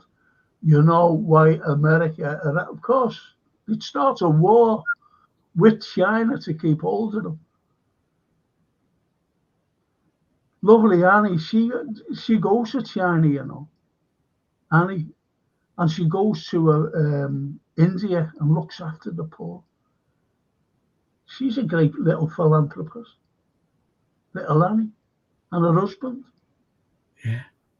China have forgot more than the UK and USA. Yeah, the chips, yep. Yep, you're right there, Annie. And Barry says Donald Trump was have you believe black was white if he could. Evening, gents. Sorry I'm late. Where have you been, Barry? Everyone's been asking about you. Everyone in the world. King Charles was on before. Commented. I'm not going right through to get King Charles's comments up and said, "Where's that Barry Aldrich fella?" I said, "Oh, he's always late."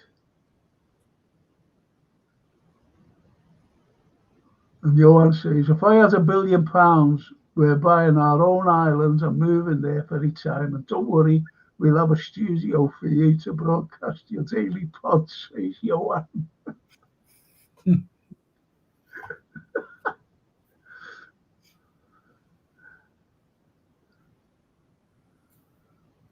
Oh, brilliant.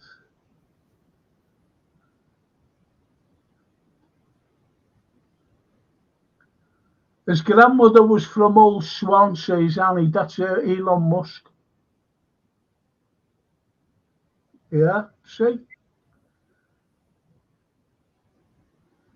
That's amazing. You know, when I said you're Liverpool, and I thought, then I said, he's still got to buy Liverpool Football Club.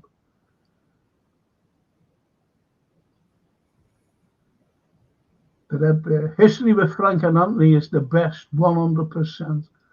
Got to pop off now and go to the chippy for errands. Might be back when we've eaten. If not, we'll catch you all later, folks. Isn't that lovely? It's got to go to chippy. Brilliant.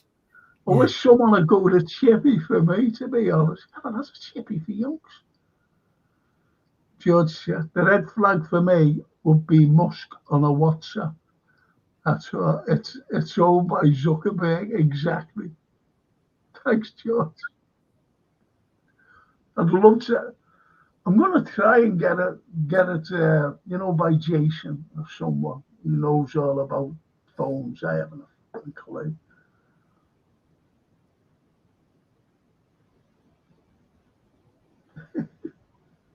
I'll have to show you.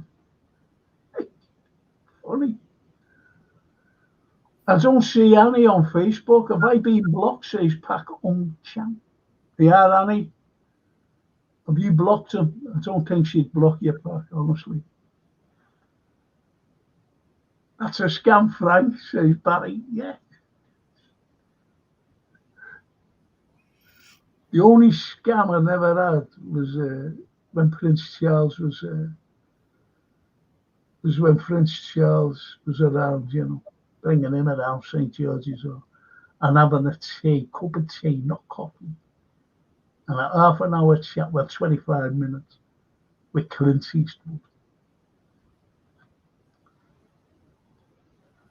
And Simon says, there are many paths to the top of the mountain, but the view is always the same. That's a cracker, that. It is, isn't it? Jason.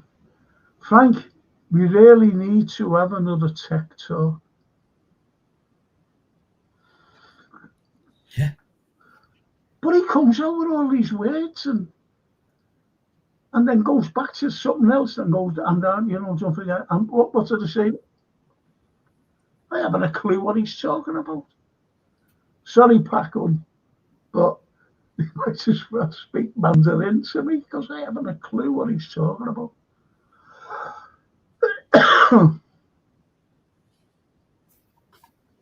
Simon says, a policeman stopped me the other night. He taps on the window of the car and says, would you please blow into this bag, sir? I said, what for, officer? He said, my chips are too hot. Tommy Cooper.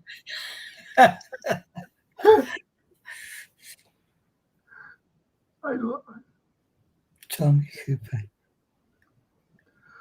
And you answer Jason. Through Jason, they deliberately target the elderly. It's not me. They're talking about me and my check. Get our Jason on side, you sort any of that. Yeah.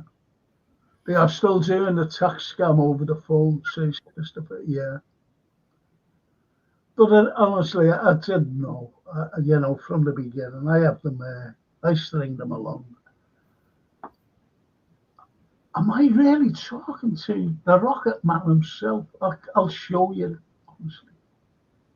I'll get Jason and you'll see it. Fucking phone me, honestly.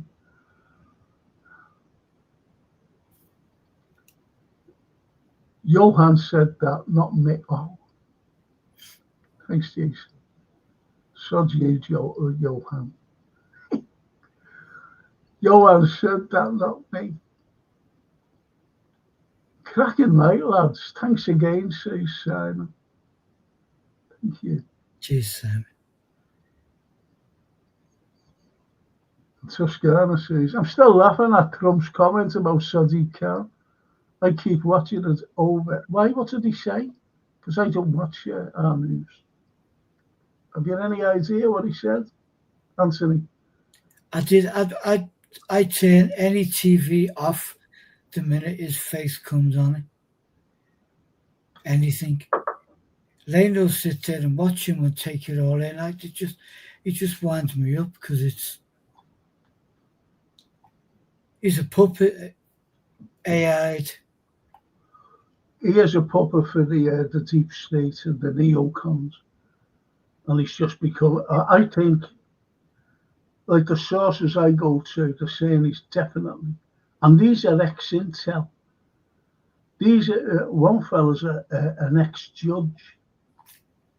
They're brilliant. And other people are army officers, ex-army officers, and weapons inspectors. And they just said he's definitely being blackmailed. One of them said it's because of the files, Epstein files. Epstein, whatever his fucking name is. Barry Aldridge, I spoke to my local fitness instructor. I asked if he could teach me how to do the splay. What's a splay? Split. How to do the split. I think of myself, I was 25 years, then I look in the mirror and see an old bastard and realise it's me, says Dave Allen. My God. I think we all, to be honest, we all think that because I'm not allowed to lift anything, as you know, Anthony. And I was lifting something and it was heavy. And I'm either like Superman now or I'm absolutely done in, across, my shoulders, the back of it. Yeah. Pick up a guitar. Go on, say that again. Pick up a guitar, Frank. Tell you what. That'll help all the muscles. Do you know what? Honestly, my mother was a great pianist, and my uncles, great musicians.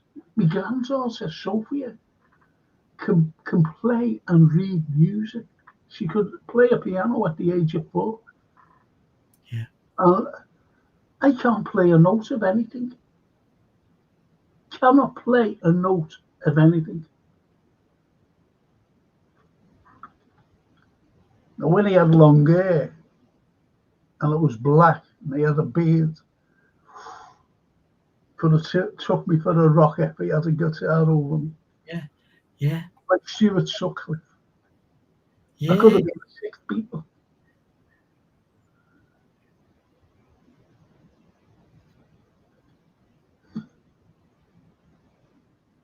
What did he say? I asked my local instructor if he could teach me how to do the splits. He asked, how flexible am I? And I said, I can't make Tuesday. That's like a Tommy Cooper joke.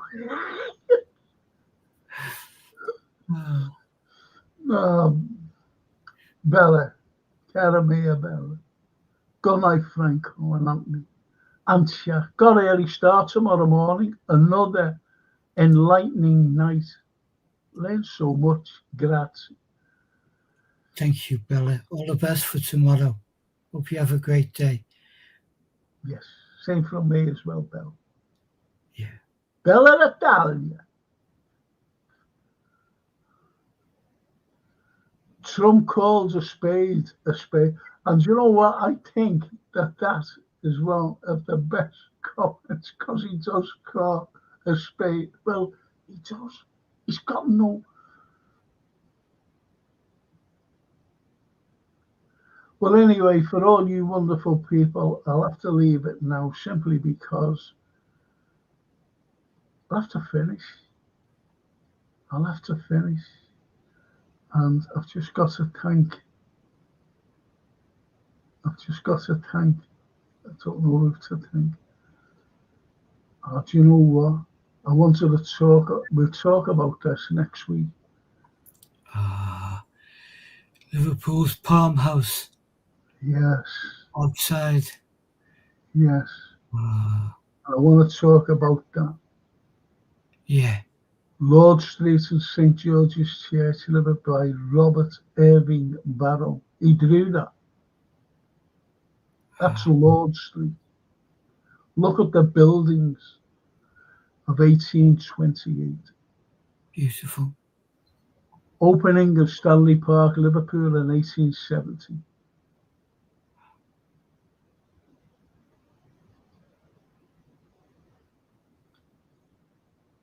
Canada Dock. 1920s. Look at that. Queen Square. Do you know what? Do you know where the Carters were all like, to the right, over there? Yeah.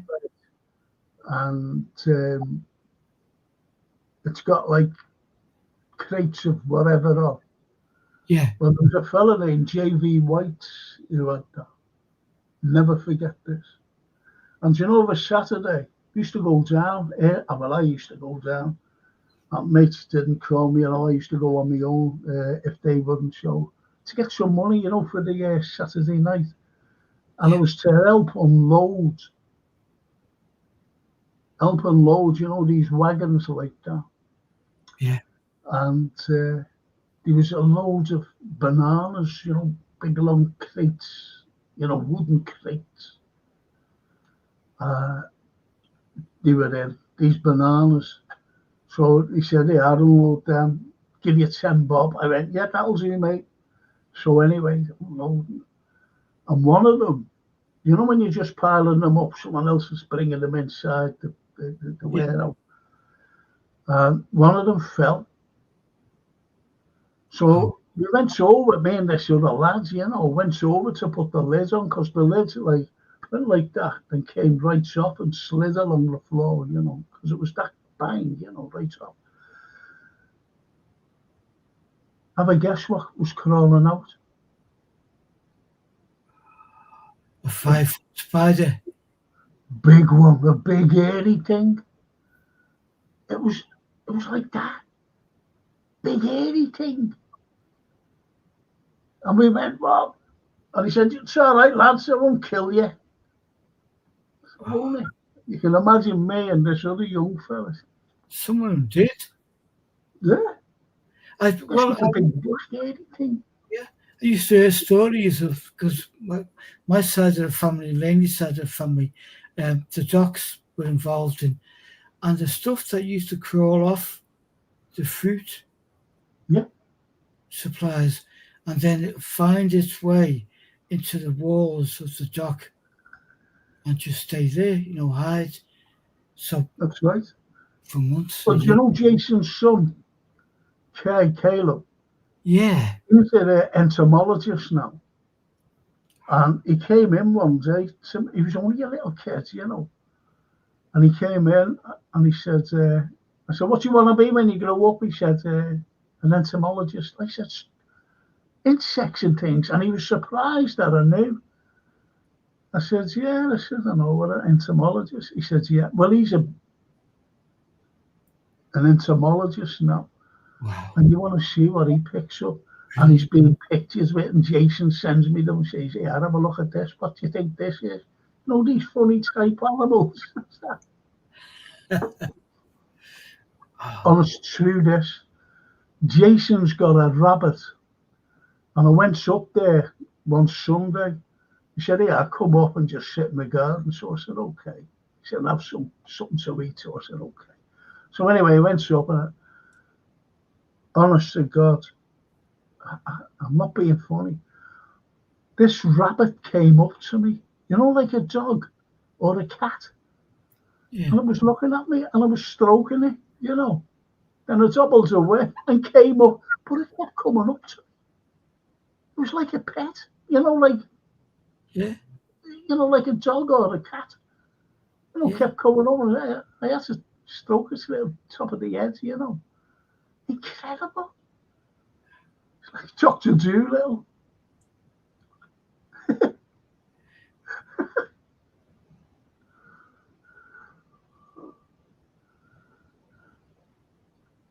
George, good night, Frank and Anthony. I'm up at 5 a.m. to go to work. Good night, George. Good night, George. Barry, what's next, Frank? Got the football tomorrow. Got the history of literature. You want to watch that, you know, Barry. Really. I love it. It's on Wednesday. Same time, 7 o'clock. Everything's 7 o'clock. So we've got that. Got the football tomorrow, Wednesday, the history of literature. And unfortunately, again, not unfortunately, but Liverpool play on Wednesday as well. But do you know what? I'll have to sort out. We might have to do the history of literature on Thursday, you know, Anthony. Is that all right with you? Because I might have to give it, you know, post-match thing. Yeah. On Wednesday. That is absolutely fine with me, Frank. Great. Well, you'll get some know later anyway. Just give us a bell or give us a text, and I'm there. Absolutely. Christopher says, night, Frank, Anthony, and Jason, and everyone up the history now. Good night, Christopher. All the best from us. Yeah, and I'll see you tomorrow night, Christopher, hopefully. And Johan says, thank you, Frank, Anthony, and Jason, and legends in the chat for another great year. Take care, everyone, and see you legends tomorrow. Great show tonight. Good night. Thank you, Johan. You take care too.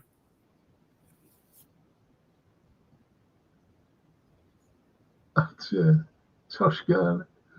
Trump was asked if he was going to London. He says yes, but he wasn't a fan of the Major. Says he's nasty and doing a bad job. Starmer butters in and says he was a friend of his. I agree with Trump. That's that other divvy, isn't it? He must have been talking about, you know, Khan, Sadiq Khan. Yeah. Bugs Bunny meets Frank Carlyle, says pack on chat. Honestly, want to say it's only after they talk to me, you know, honestly, kept coming up. It's only had to jump up on me, you know, me tail. It wasn't nasty. Any living being can be raised well if they are with a real human. Rabbit, cat, dog, they are all the same. Different needs, but real beings. Johan, you want to see Jason's, honestly. Yeah. The gentlest creature on the planet. or the animals.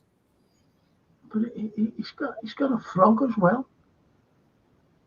And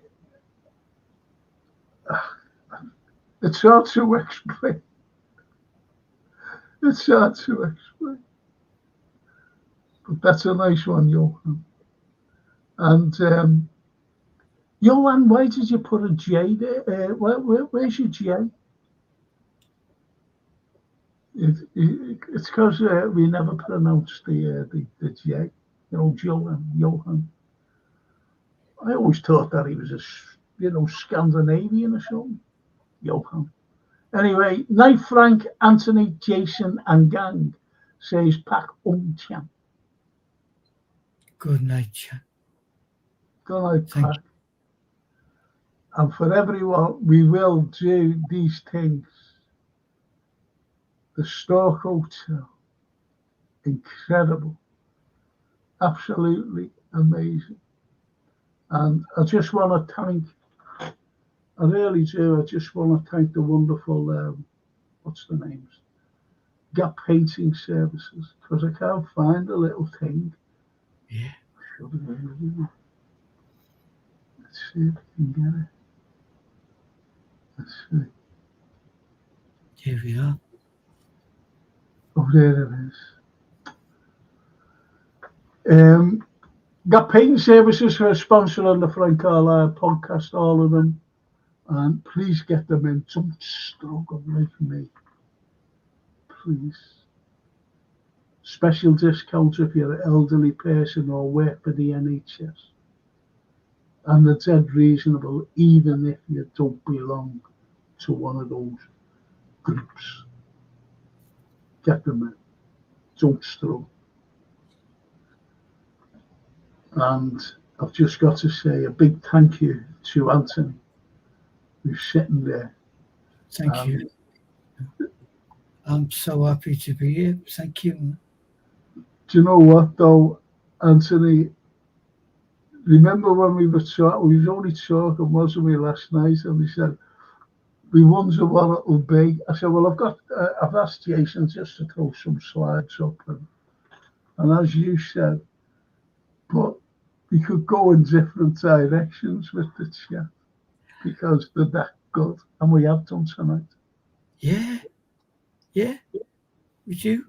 We never start out with a game plan, do we? We just drop a seed and then contributions from everyone. I've got to finish on these. These are mad.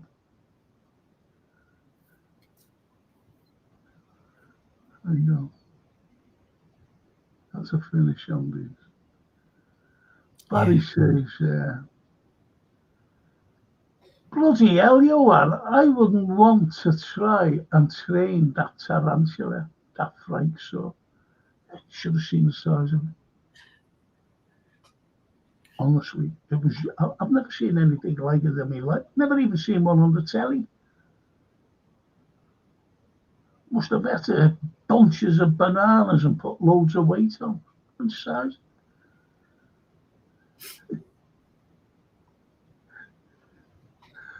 And Jason says, Tony, my cat isn't the gentlest creature. Isn't the gentlest creature on it. He's right, you know. He's right. It jumps all over the place. Well, ours would like sleep for England.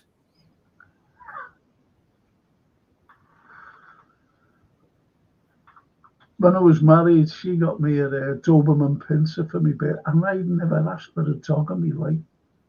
Never asked for an animal. And all of a sudden she came and she said, it was a surprise. I said, what? I said, have you ever heard me say about a dog? She said, no. I thought it'd be a surprise. And that, you know, when it got bigger, it wouldn't even let me go up the stairs. He used to growl. Well, like if she was getting ready or getting a shower or whatever, wouldn't let me up the stairs. Used to just sit at the top of the stairs and do bad growls, showing its teeth. Oh, yeah. So that's irritated me. Hated me. Used to have a porch. Not a Porsche, you know, a porch.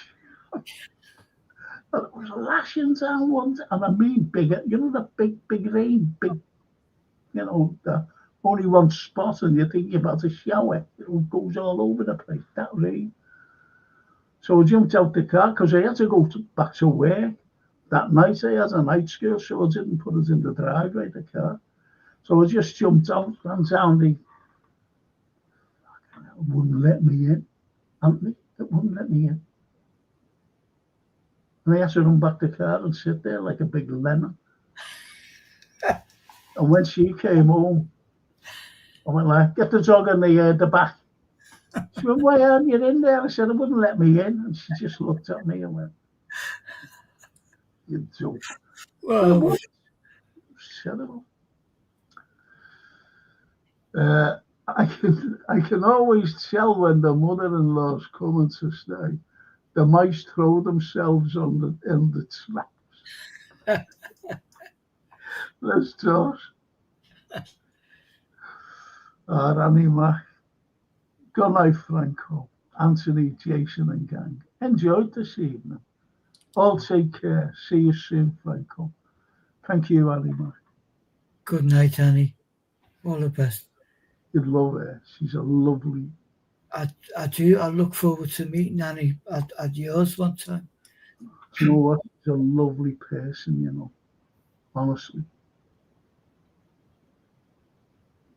She goes to India and China. And she's a little philanthropist. She doesn't just go for a couple of weeks now. She goes for months on time.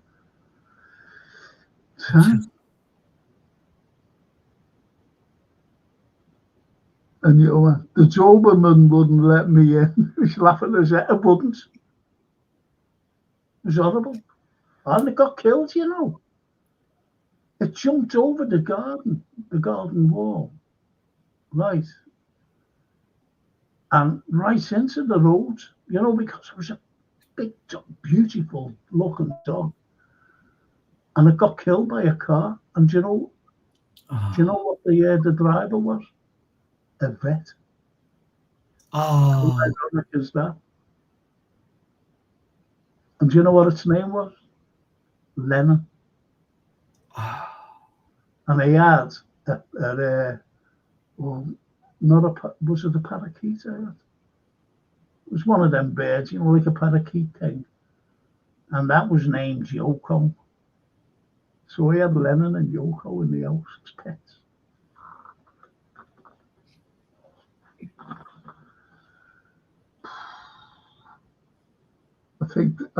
I think Lennon took after Lennon himself. You know, it has a nasty streak. But anyway, on that wonderful note, thank you, Anthony. Thank you, Frank. Thank you all. Thank you. So we'll be seeing each other for the history of literature, which I'm so looking forward to. I really am. Yeah. And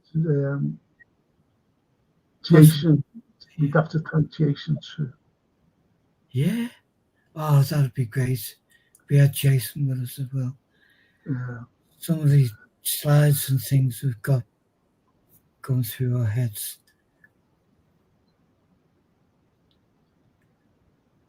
And as Johan says, rest in peace to Lennon and Yoko, the humans and the animals. And most importantly, who do we thank, Anthony? Yeah. Who's the people who we thank most for coming tonight? The chat. Wonderful guys. Exactly. Thank you, everybody. And hopefully I'll see some of you tomorrow, Wednesday and Thursday. It's going to be powerful stuff. Honestly, the history of literature, it's surprising. It really is. Thank you so much. And I might give you the ring later on, Anthony, okay? Okay, Frank. But answer this time. I could be asleep. It could be once got you out.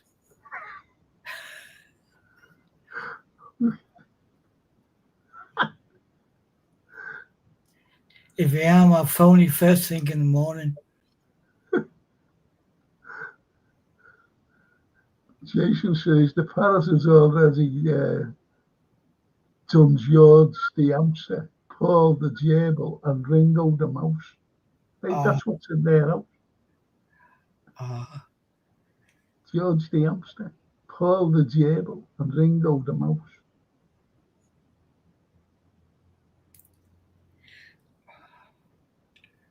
It's just nuts, honestly. So thank you, chat. Thank you so much. Without you, there wouldn't be a show for Anthony and myself to do. Yeah. And I mean that, really mean that. You should know that. You know. And all for me to say, hope to see some of you tomorrow, Wednesday, and Thursday, and Friday. Thank you so much. And to my lovely Italian girls, buonanotte. Buonanotte.